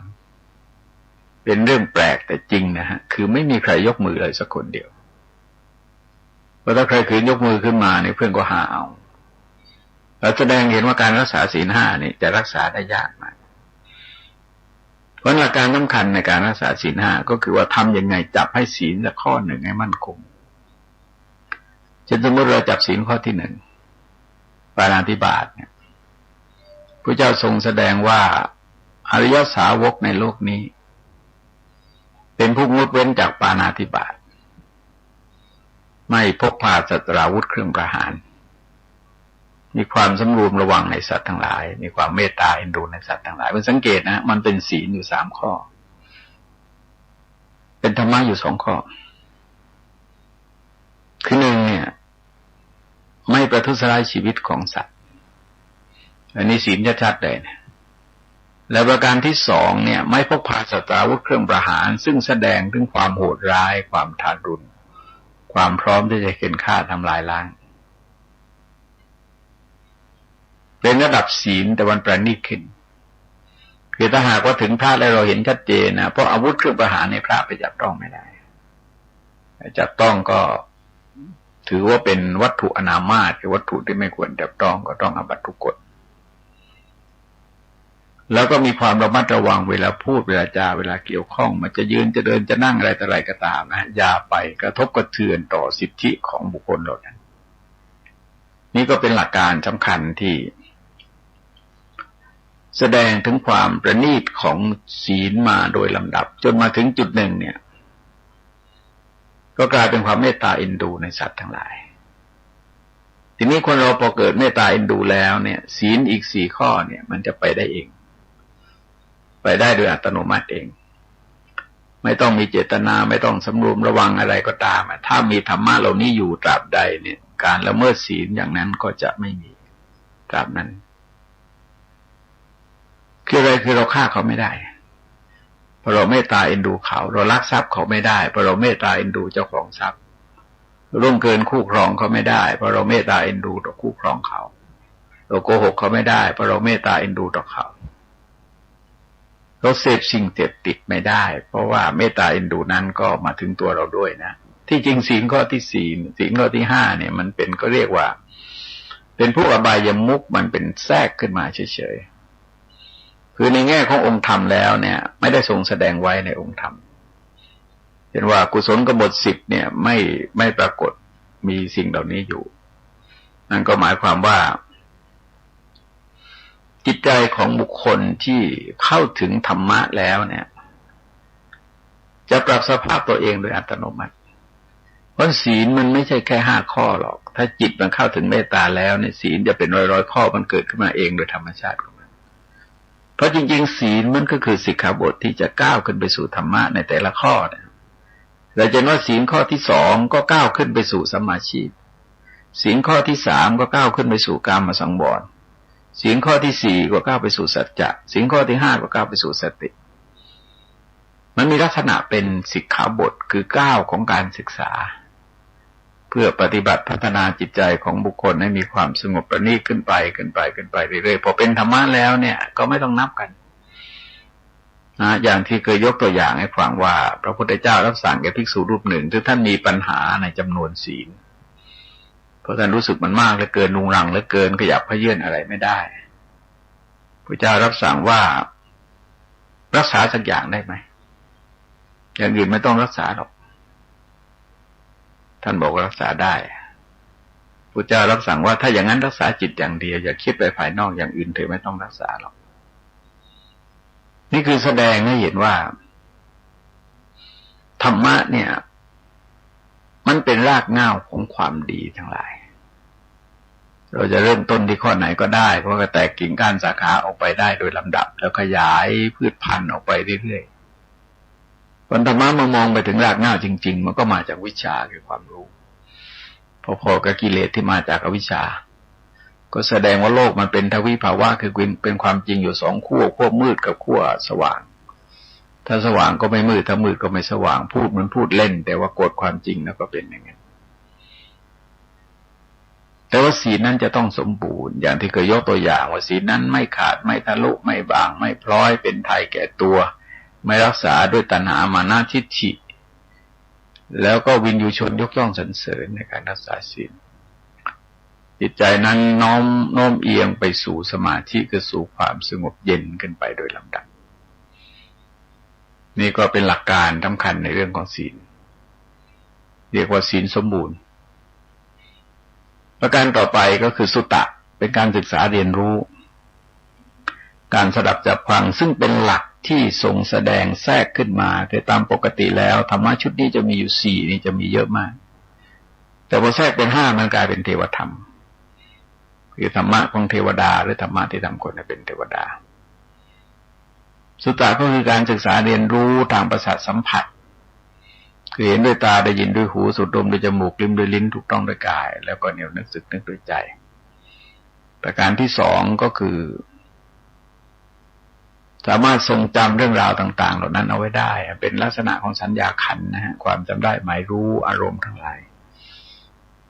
และประการที่3ก็คือ บทสำคัญบทตัวหลักๆตัวสูตรตัวเกณฑ์ตัวกฎทั้งหลายเนี่ยต้องท่องได้แล้วมนสานุเปกิตาคือนำเรื่องเหล่านั้นมาเพ่งพิจารณาจนเกิดความรู้ความเข้าใจอย่างรากได้ลึกในเรื่องนั้นๆ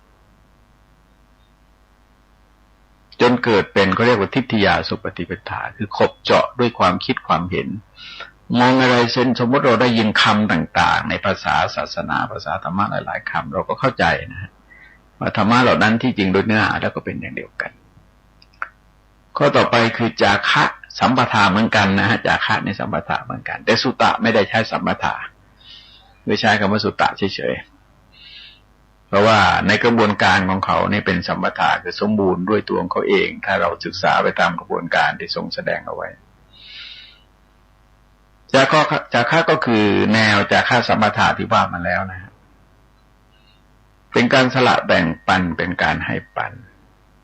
โดยอัธยาศัยไมตรีมีความรู้สึกนึกคิดในทางที่ดีต่อบุคคลที่เราสละแบ่งปันแล้วก็สละแบ่งปันให้เขาไปบางครั้งก็เป็นการแสดงความมีน้ำใจโอป้อมารีเอื้อเฟื้อเผื่อแผ่ต่อกันบางครั้งก็เป็นเรื่องของการสงเคราะห์นุเคราะห์กันบางครั้งก็เป็นการสละเพื่อบูชาความดีของบุคคลทั้งหลาย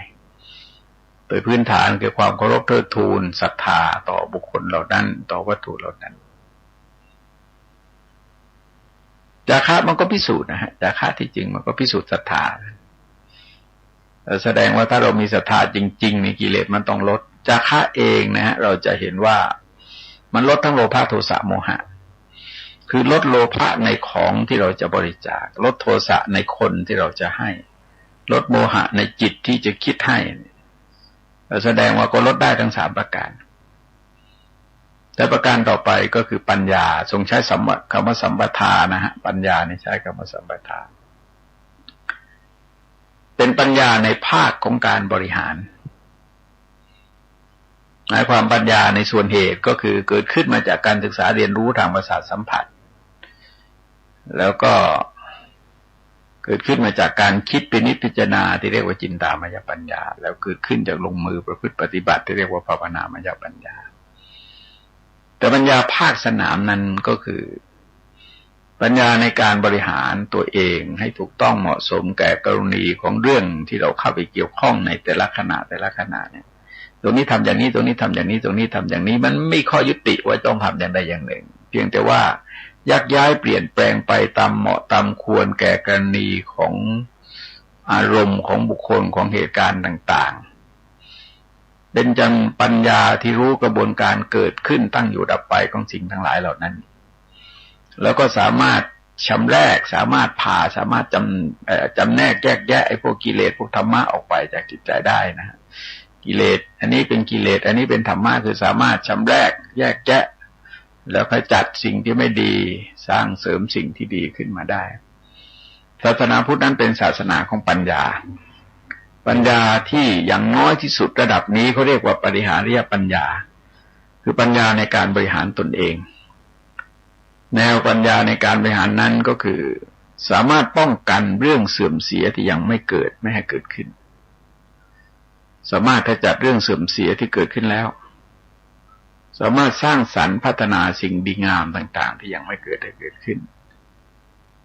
แล้วก็สามารถรักษาสิ่งดีงามที่เกิดขึ้นแล้วไม่ให้เสื่อมสลายไปนี่ก็เป็นหลักการในการเจริญเจริญธรรมะคือทำคนให้เป็นเทวดาเราเห็นว่าพอศึกษาแล้วเราก็นำมาตรวจสอบกับตัวเราว่าธรรมะเหล่านี้ทำคนให้ตายไปแล้วเกิดเป็นเทวดาเราต้องการจะเป็นเทวดาในชาติปัจจุบันนี่แหละเราดูซิศรัทธาเราเป็นยังไงศีลเป็นยังไงสุตตะเป็นยังไงจาคะเป็นยังไงปัญญาเป็นยังไงถ้าเราเห็นศรัทธาเห็นศีลเห็นสุตตะเห็นจาคะเห็นปัญญาภายในตัวมีมากพอนะมีมากพอก็จะเกิดปิติปราโมทย์ขึ้นมาถ้ามีเหมือนกันแต่มีไม่มากพอยังไม่พอต่อการที่จะให้เกิดปิติปราโมทย์เราก็จะพยายามขวนขวายพยายามที่จะพัฒนาธรรมะเหล่านี้ขึ้นไปในสุดจิตใจเราก็จะเต็มด้วยศรัทธาศีลสุตตะจาคะปัญญาถึงแม้ไม่เต็มนะเอาสักเรียกว่าสัก 30% 30%เนี่ยก็อยู่ดีมีสุขได้เยอะแล้วนะครับยังแต่ว่าเรามีไม่ค่อยพอใช้แต่นั่นเองต้องฟังทนายแต่ร่มพระพุทธญาณในวันนี้ขอยุติไว้โดยเวลาเป็นเท่านี้ที่สุดนี้ขอความเจริญงอกงามไพบูรย์ในธรรมจงมีแด่ท่านผู้ฟังทั้งหลายโดยทั่วกันสวัสดี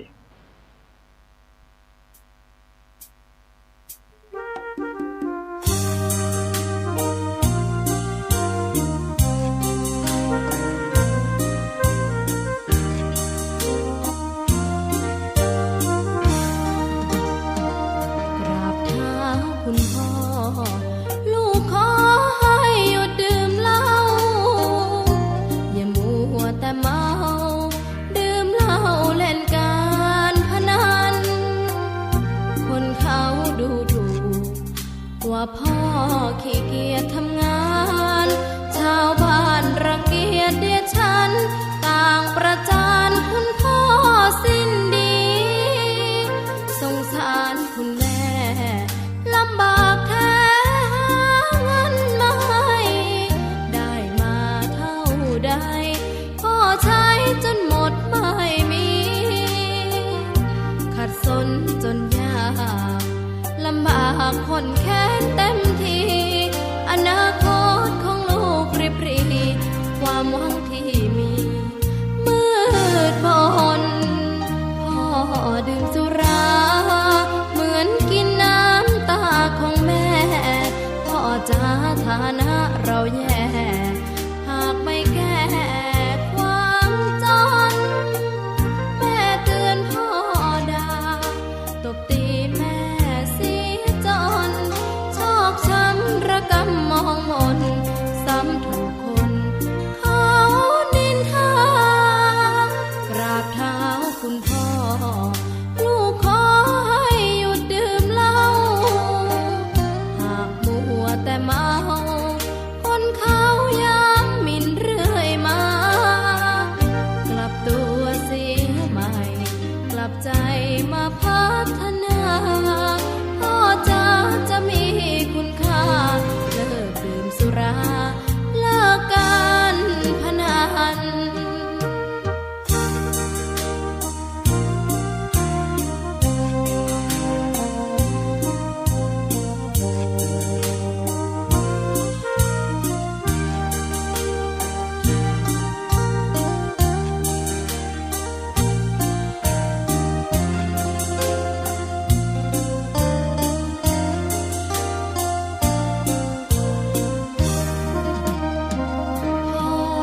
ดื่มสุราเหมือนกินน้ำตาของแม่พ่อจ๋าฐานะเราแย่หากไม่แก้ความจนแม่เตือนพ่อด่าตบตีแม่เสียจน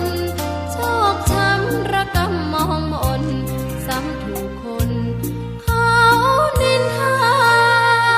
กราบเท้าคุณพ่อลูกขอให้หยุดดื่มเหล้าหากมัวแต่เมาคนเขาย้ำหมิ่นเรื่อยมากลับตัวเสียใหม่กลับใจมาพัฒนาพ่อจะมีคุณค่าเลิกดื่มสุราเลิกการพนัน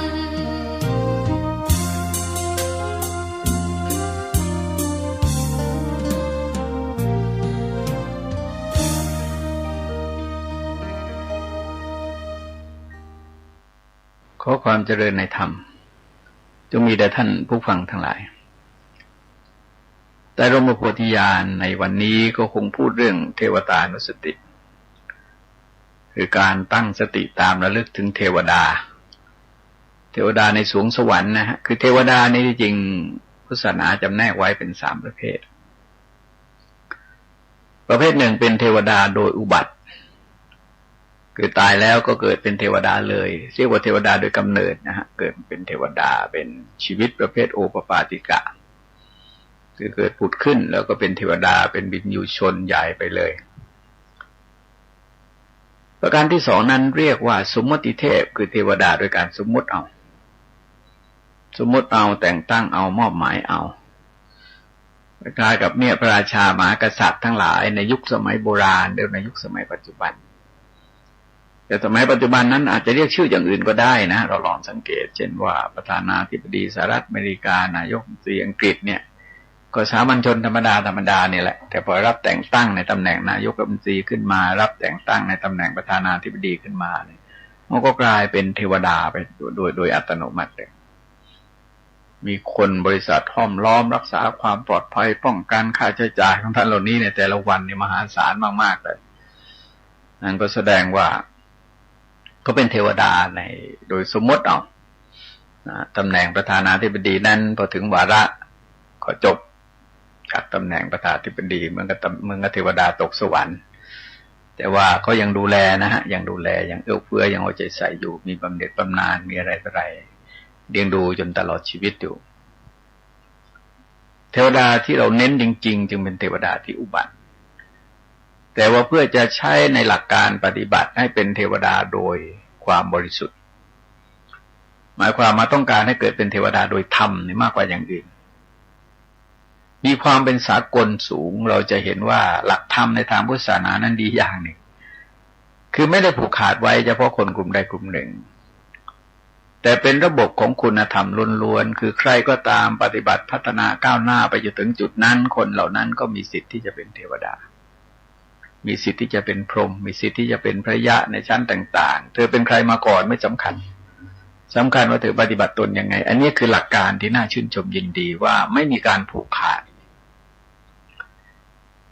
ตำแหน่งเป็นเทวดาก็ตำแหน่งเปิดแม้ตำแหน่งพระพุทธเจ้าจริงยังเป็นตำแหน่งเปิดเพียงแต่ว่าคนเหล่านั้นสามารถปฏิบัติพัฒนาคุณธรรมขึ้นไปอยู่ในจุดนั้นได้หรือไม่ถ้ามีความสามารถเนี่ยเขาก็เป็นเทวดาโดยความบริสุทธิ์ได้นะคือพระพุทธเจ้านั้นเรียกว่าวิสุทธิเทพนะฮะเป็นเทวดาโดยความบริสุทธิ์พระอรหันต์ทั้งหลายก็อยู่ในประเภทนั้นพระยะบุคคลก็ถือว่าลดหลั่นลงมาเพราะแนวของคนที่มีหิริโอตตัปปะก็ดีแนวของคนที่มีวัตรบทก็ดีแนวของคนที่มีศรัทธาศีลสุตตะจาระปัญญาก็ดีเนี่ยมันก็ทำให้เป็นเทวดาโดยธรรมสรุปว่าเป็นเทวดาโดยความบริสุทธิ์ระดับหนึ่งนะฮะระดับหนึ่งเพราะว่ามันไม่ใช่บริสุทธิ์หมดจดอย่างพระอริยะทั้งหลายแต่เราเดินอยู่บนเส้นทางสายเดียวกับพระอริยะก็เดินตามหลังพระอริยะไปธรรมะชุดต่อไปเนี่ยเป็นชุดที่เราคุ้นมากแต่ว่าปฏิบัติยากสุดๆเลยก็เรียกว่าถ้าถามแล้วส่วนใหญ่เนี่ยคนจะตอบได้นะเป็นข้อปฏิบัติระดับศีลกับระดับสมาธิไม่มากสมาธิอ่อนๆเป็นการควบคุมอารมณ์ควบคุมจิตใจของตัวเองให้อยู่ในร่องในรอยควบคุมอาการกายวาจาของตัวเองธรรมะชุดนี้เรียกเยอะเรียกมนุษยธรรมธรรมะที่ทำบุคคลให้เป็นมนุษย์ทั้งร่างกายแล้วก็จิตใจเรียกเป็นเทวธรรมธรรมะที่ทำบุคคลให้เป็นเทวดาเรียกอริยธรรมนะฮะธรรมะที่ทำบุคคลให้เป็นพระอริยะในชั้นต่างๆจนถึงบรรลุมรรคผลนิพพานในสังขารูปปฏิสูตรพระเจ้าทรงยกเอาธรรมะแค่10 ข้อนี้เท่านั้นว่าเป็นธรรมที่ทำคนให้เป็นจากมนุษย์เรื่อยไปนะฮะเรื่อยไปจนถึงเป็นพระอรหันต์แต่ถ้าเรามองกันด้วยความจริงๆนะว่าเวลาเราสรุปธรรมะในพุทธศาสนาเป็นศีลสมาธิปัญญาหรือฐานศีลภาวนาเพื่อทำหน้าที่ขัดเกลาโลภะโทสะโมหะออกไปจากจิตใจเรามองดูธรรมะชุดนี้แล้วเนี่ยก็ทำลายได้จนหมดโดยเฉพาะอย่างยิ่งคือระดับที่อยู่ภายในจิตใจที่เราเรียกว่ามโนสุจริตนั่นก็คือหลักของกุศลกรรมบท10 ประการกุศลกรรมบทแปลว่าทางดำเนินด้วยความฉลาดหรือทางดำเนินทางประพฤติด้วยความฉลาดของบุคคลเหล่านั้นเป็นการสร้างความสวัสดีให้แก่ตนเราจะเห็นว่าเริ่มต้นจริงๆก็คือศีลเริ่มต้นก็เป็นศีลตกลงมาทั้งฟังลองสังเกตนะว่าศีลนี่ก็อยู่ทั่วทุกแห่งธรรมะ5 ข้อก็ต้องมีศีลวัตตบทเองก็มีศีลในหิรินั้นมันเป็นศีลไปโดยอัตโนมัติเพราะศีลจึงเป็นปกติภาพปกติสุข ปกติของมนุษย์ต้องเป็นอย่างนั้นมันไม่ใช่ซ้ำแต่เป็นเรื่องต้องมีเธอขาดแคลนไม่ได้นะคล้ายๆกับว่าคนที่จะจบการศึกษามหาวิทยาลัยเนี่ยมันต้องผ่านระดับม.4 ม.5 ม.6 หรือผ่านระดับของปวสมาจึงจะขึ้นสู่ระดับมหาวิทยาลัยได้ถามว่าเรียนซ้ำกันไหมก็เรียนซ้ำนะซ้ำกันอย่างนั้นก็ไม่รู้จะว่ายังไงมันเป็นกฎมันเป็นสูตรมันเป็นหลักการเป็นวิธีการที่จะนำพาบุคคลให้ดำเนินไปสู่เส้นทางที่ถูกต้องสมบูรณ์ในเรื่องนั้นๆวัน3 ข้อแรกก็คือศีล3 ข้อเหมือนกันเป็นการงดเว้นจากการประทุษร้ายต่อชีวิตแล้วก็ลึกซึ้งขึ้นไปโดยนัยยะดังกล่าวหมายความว่าไม่ประทุษร้ายชีวิตเราเองไม่ใช้ให้คนอื่นประทุษร้ายมายกย่องสรรเสริญผู้ประทุษร้ายแล้วก็ไม่พอใจยินดีต่อการประทุษร้ายนะคล้ายๆกับเวลานี้เราดูข่าวคราวที่อเมริกาอังกฤษมาทิ้งระเบิดที่อัฟกานิสถานนะฮะเราดูลูกระเบิดก็เสียดายนะฮะ270 กว่าล้านลูกหนึ่งอย่านึกว่าเงินขนาดนี้เอามาสร้างอาคารสถานที่เอามาช่วยคนอะไรได้เยอะเลยแต่มนุษย์เอามาทำลายกันแล้วที่สำคัญอย่างยิ่งก็คือทรัพยากรเนี่ยมันถูกทำลายไอ้ตัวที่วัสดุที่เอามาสร้างเป็นระเบิดเนี่ยมันก็เป็นทรัพยากรของโลกแล้วก็สิ่งที่ถูกระเบิดทำลายก็เป็นทรัพยากรของโลกเป็นเรื่องที่น่าเสียดายเพราะเรามองแล้วก็ไม่ควรจะไปชื่นชมยินดีแต่ควรมองทำอะไรไม่ได้นะฮะให้ใจเป็นอุเบกขาคือวางเฉยสัตว์ทั้งหลายก็เป็นไปตามกรรมของเขาเราไปห้ามปรามขัดขวางตัดรอนอะไรไม่ได้แต่ไม่แสดงเย้วนะฮะไปด่าทอคนนั้นคนนี้มันก็ไม่ถูกเหมือนกันคือเขากำลังทำบาปเราก็ไม่ควรจะไปเพิ่มบาปอะไรกับเขาแต่ถ้าในกรณีที่ใครก็ตามนะฮะมีบุญญาธิการมีวาสนาบารมีจะแก้ไขได้นะก็ดีแต่ด่าทอนี้ไม่เกิดประโยชน์อะไรครับเป็นอาศัยการทำชั่วของคนอื่นมาเป็นเครื่องมือในการทำชั่วของตัวเองแล้วมันไม่มีความแตกต่างเช่นสมมติว่าเราด่าเขาว่าทิ้งระเบิดคนตายอย่างเงี้ยด่าทอเขาเราก็กล่าวคำหยาบเราก็ผิดวจีทุจริตเขาผิดกายทุจริตมันก็คือกันนะมันก็เป็นทุจริตด้วยกันวิธีการเหล่านี้จึงไม่ใช่เป็นวิธีการที่ถูกต้องตามหลักพระพุทธศาสนาในพุทธศาสนาท่านจะมองถึงว่าปัญหาอะไรแก้ได้ก็แก้นะถ้าแก้ไม่ได้เนี่ยต้องวางใจเป็นกลางไม่โกรธไม่เกลียดใครไม่โทมนัสเสียใจเศร้าโศกเสียใจอะไรกันอะไรเราไม่สามารถจะแก้ไขอะไรได้ทั้งหมดคนกระดาษพระพุทธเจ้ายังแก้ปัญหาได้ไม่หมดเลยก็ปัญหาคนอื่นนะฮะพระพุทธเจ้าก็แก้เฉพาะของพระองค์ท่านเองหมดแต่ของโลกมันแก้ไม่หมดโลกก็ยังคงมีปัญหาอยู่อย่างนั้นดังนั้นในแนวของกุศลกบฏ10 ประการเนี่ยเป็นการเรียงลึกนะฮะเรียงลึกลงไปโดยลำดับหมายความว่าพอมาถึงลักทรัพย์ก็เหมือนกันคือไม่ลักเองไม่ใช่บุคคลอื่นลักไม่ยกย่องสรรเสริญผู้ลักไม่ยินดีในของที่เขาลักได้มายินดีในของหนีภาษียินดีในของที่ช่อโกงเขามายักยอกเขามาอะไรแต่อะไรเนี่ยคือไม่ควรจะยินดีอย่าอยากได้ในเรื่องเหล่านั้นในเวลาเนี่ยอะไรที่เขาพูดถึงซีดีเถื่อนอะไรแต่อะไรของเถื่อนต่างๆนี่พูดกันเยอะเหลือเกินคือถ้าคนของเรามีคุณธรรมภายในใจเนี่ยแต่ว่าวิธีการนี้ไม่ถูกต้องไปสนับสนุนโจรเอารัดเอาเปรียบคนอื่นเป็นทรัพย์สินทางปัญญาของเขาเป็นสิทธิของเขาสิกฎหมายก็ยอมรับเพราะฉะนั้นเมื่อเธอจะทำเนี่ยเธอก็ต้องเข้าตามตรอกออกตามประตูไม่ใช่ว่าเธอนึกจะทำอะไรเธอก็ทำโดยไม่คำนึงถึงสิทธิผลประโยชน์ที่บุคคลอื่นก็ต้องสูญเสียไปตรงนี้ถ้าสังคมไม่ยินดีต่อการเอารัดเอาเปรียบซึ่งกันและกันไม่สนับสนุนมันก็จบแล้วมันก็อยู่ไม่ได้ แต่นั่นก็คือความอ่อนแอทางสังคมที่ไปส่งเสริมสนับสนุนเขาตัวเองก็โลภนะ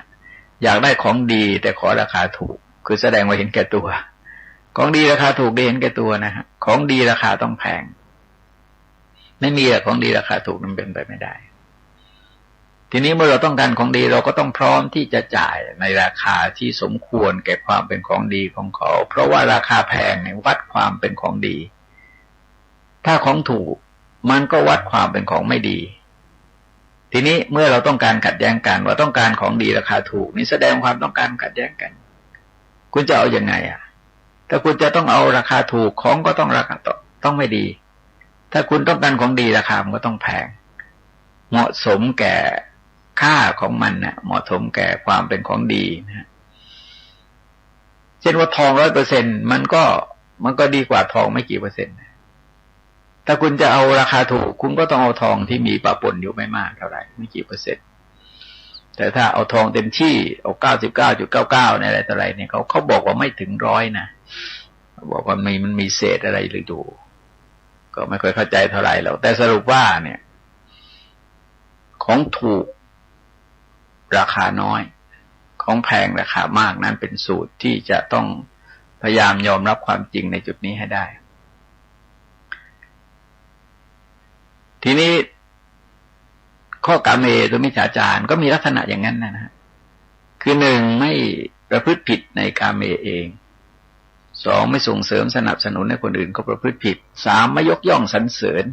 เราลองสังเกตวรรณคดีของเราเป็นนั้นมากที่สรรเสริญพระเอกน่าชู้หลายเมียนะฮะบางทีลูกเขาเมียใครยังไม่รู้เรื่องเลยไม่สนใจเลยแล้วก็ยกย่องสรรเสริญกันอย่างขุนแผนเนี่ยโหดร้ายขนาดไหนฆ่าเมียตัวเองผ่าท้องทำกุมารทองเนี่ยโหดร้ายทารุณขนาดไหนแต่ว่าเราก็ไปยกย่องนะฮะชื่นชมกับคนเหล่านี้แสดงว่าจิตใจยังไม่เข้าถึงกุศลกำบดเพราะแนวการเมตุมิจฉาจารก็คือไม่ประพฤติผิดเองไม่สนับสนุนให้คนอื่นประพฤติผิดไม่ยกย่องคนที่ประพฤติผิดแล้วไม่ยินดีในการประพฤติผิดเหล่านั้นหรือไม่เป็นกายกรรมเป็นวจีกรรมแล้วก็เป็นมโนกรรมคือมันสงบลึกนะฮะทั้งกายทั้งวาจาทั้งใจเลย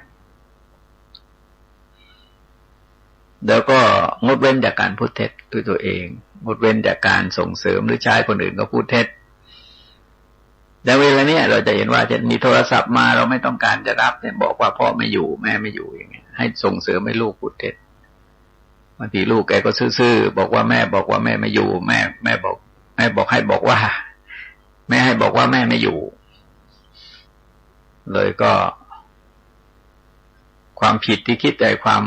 จริงที่คิดจะปกปิดมันก็ปกปิดไม่ได้แล้วก็ในสุดคนจะคุ้นเคยต่อการพูดเท็จเนี่ยพูดไปได้เรื่อยเฉยโดยไม่รู้สึกกระดากไม่รู้สึกอับอายไม่รู้สึกเสียใจที่ไปประพฤติไปพูดในลักษณะอย่างนั้น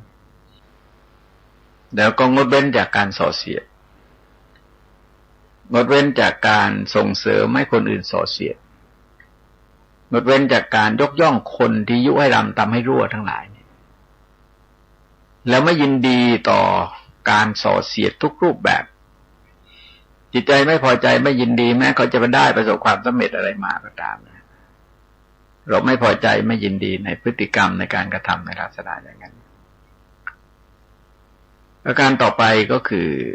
งดเว้นจากการพูดคำหยาบด้วยตนเองและงดเว้นจากการใช้คนอื่นพูดคำหยาบงดเว้นจากการสรรเสริญยกย่องคนที่พูดคำหยาบงดเว้นจากการยินดีต่อคำหยาบทั้งหลายเห็นไหมกายวาจาใจไหลมันประณีตลึกซึ้งออกไปเยอะทีนี้คนเราทำได้ขนาดไม่ยินดีในอกุศลเนี่ยโอ้ใจมันไปลิบแล้วนะฮะใจพัฒนาขึ้นสูงส่งมากแล้วเหมือนกับมหาสมุทรที่ฝนตกลงไปมากมายกายกองมันสลายเป็นน้ำเค็มหมดเลยเพราะฉะนั้นจิตใจถ้าถึงขนาดนั้นแล้วเนี่ยที่จริงมันเป็นโดยอัตโนมัติแล้วไม่ต้องนับถึง10 ข้อแต่ว่าเรียงให้ดูนะฮะเรียงให้ดูว่าเวลาท่านสอนท่านอธิบายเนี่ยเป็นพระธรรมเทศนาที่ทรงสอนมากกุศลกบฏ10เนี่ยสอนให้ประพฤติปฏิบัติมากอกุศลกบฏ10ก็สอนเนี่ยงดเว้นกันมากเพราะว่าปัญหาใหญ่จริงๆมันมีเท่านี้นะฮะเราอาจจะเพราะว่าพูดว่าพระพุทธศาสนามารวมอยู่ที่กุศลกบฏ10ก็ยังได้แหละ เพราะอะไรเพราะตัวมโนทุจริตนี่มโนสุจริตเห็นชัดเจนนะฮะว่าไม่โลภอยากได้ของของบุคคลอื่นคนที่ไม่โลภเนี่ยเป็นถึงพระอนาคามีนะคนที่ไม่โลภเนี่ยเป็นถึงพระอนาคามีไม่ใช่เป็นธรรมดาไม่โกรธอาฆาตพยาบาทบุคคลอื่นอันนี้เป็นถึงพระอนาคามีแล้วก็เห็นชอบตามทำนองครองธรรมเป็นถึงพระอรหันต์เลยทีนี้เห็นไหมว่าจริงๆแล้วนี่จิตไปลิบเลยนะไปลิบเลยเพราะไปทำลายอวิชชากันที่ตรงนั้นการเห็นชอบตามทำนองครองธรรมจริงๆนั้นก็คือเห็นชอบในอริยสัจสี่เป็นผลรวมของการปฏิบัติตามหลักอริยมรรคในองค์8ประการแล้วเกิดเป็นสัมมาญาณผุดขึ้นมาภายในใจแล้วก็ทำลายอวิชชาออกไปจากจิตใจของเขาก็จะมีความบริสุทธิ์เพราะฉะนั้นประเด็นที่ควรจะดูก็คือว่าไอ้7ข้อข้างบนเนี่ยไม่ต้องนับก็ได้นะฮะถ้าหากว่าเราควบคุมความโลภเอาไว้มันอาจจะโลภนะฮะอาจจะถึงกับโลภแต่อย่าถึงกับไปอยากได้ของบุคคลอื่นคำสอนในภาคสนามคือภาคการปฏิบัติแต่ส่วนมากจะสอนพระนะฮะเป็นบทบัญญัติของพระกับญาติโยมไม่สอนขนาดนั้นหรอกแต่ว่าญาติโยมก็จะไปได้โดยอัตโนมัติเมื่อปฏิบัติธรรมะเข้าถึงขั้นนั้นเช่นสมมติเรามีทรัพย์สินของชาวบ้านเนี่ยเรามองแล้วเราเกิดอยากได้ทรัพย์สินคนอื่นก็ชาวบ้านชาววัดไม่ต้องการนะฮะทรัพย์สินนั้นเนี่ยเรามองแล้วเราเกิดอยากได้แล้วนี่ใจคุณแล้วเป็นโลภะโลภอยากได้ของบุคคลอื่นเป็นมโนทุจริตแล้วเริ่มมโนทุจริตแล้วมองอยากได้มากจนถึงก็จุดหนึ่งก็ไปจับต้องรูปค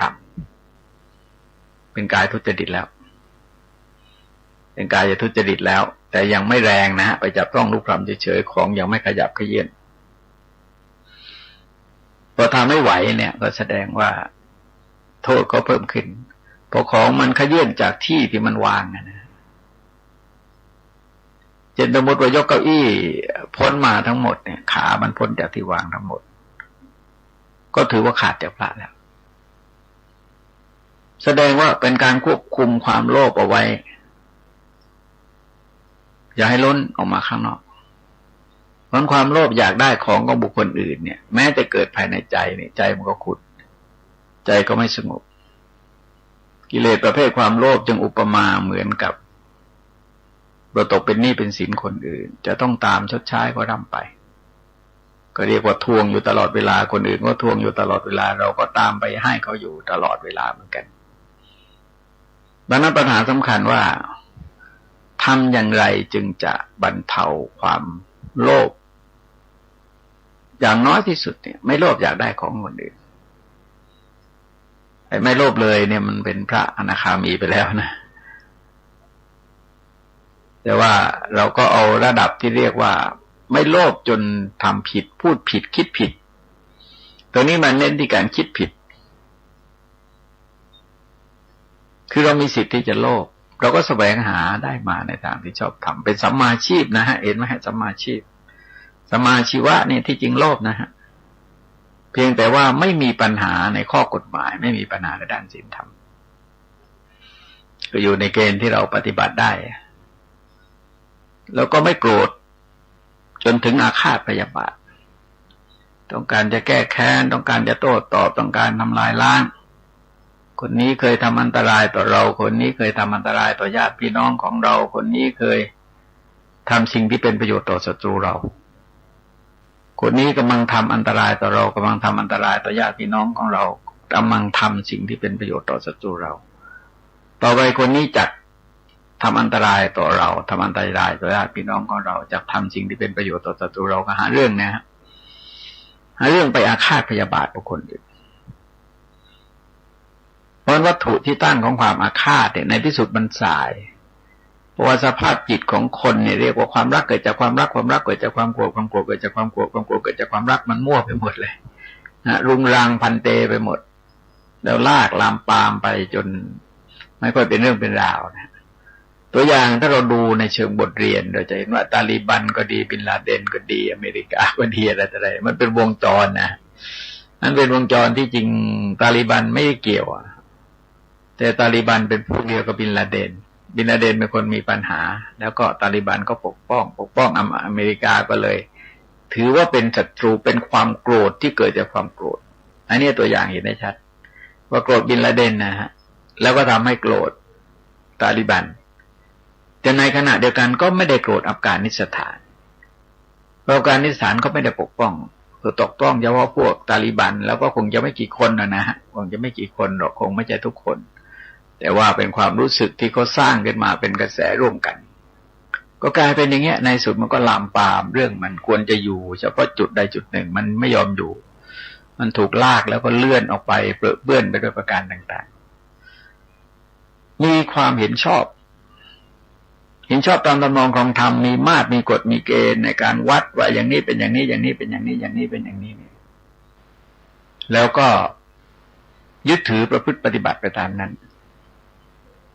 เช่นว่าสัตว์ทั้งหลายเป็นไปตามกรรมของเขาเนี่ยเราก็ต้องเห็นชอบตามนองของธรรมอย่างนั้นเป็นกรรมมัสสกตาสัมมาทิฏฐิเราไม่มีทางเป็นอย่างอื่นได้หรอกสัตว์โลกก็เป็นไปตามกรรมของเขาเราไปแก้ไขเปลี่ยนแปลงอะไรเขาไม่ได้หรือว่าคนที่ได้เกียรติเพราะความสัตย์เพราะฉะนั้นถ้าเราต้องการเกียรติเราก็ต้องดำรงอยู่ในความสัตย์ถ้าเราไม่ดำรงอยู่ในความสัตย์เราก็เป็นคนที่ไม่มีเกียรตินี่ก็คือเป็นหลักการในการปฏิบัติของเราเนี่ยซึ่งก็หมายความว่าถ้าเราตรวจสอบดูตัวเราว่าเราอยู่ในกุศลกรรมบทเราไม่ฆ่าสัตว์ไม่ลักทรัพย์ไม่ประพฤติผิดในกามไม่พูดเท็จไม่พูดส่อเสียดไม่พูดคำหยาบไม่พูดเพ้อเจ้อเหลวไหลซึ่งเป็นอาการทางกายกับทางวาจาพอมาถึงดูใจ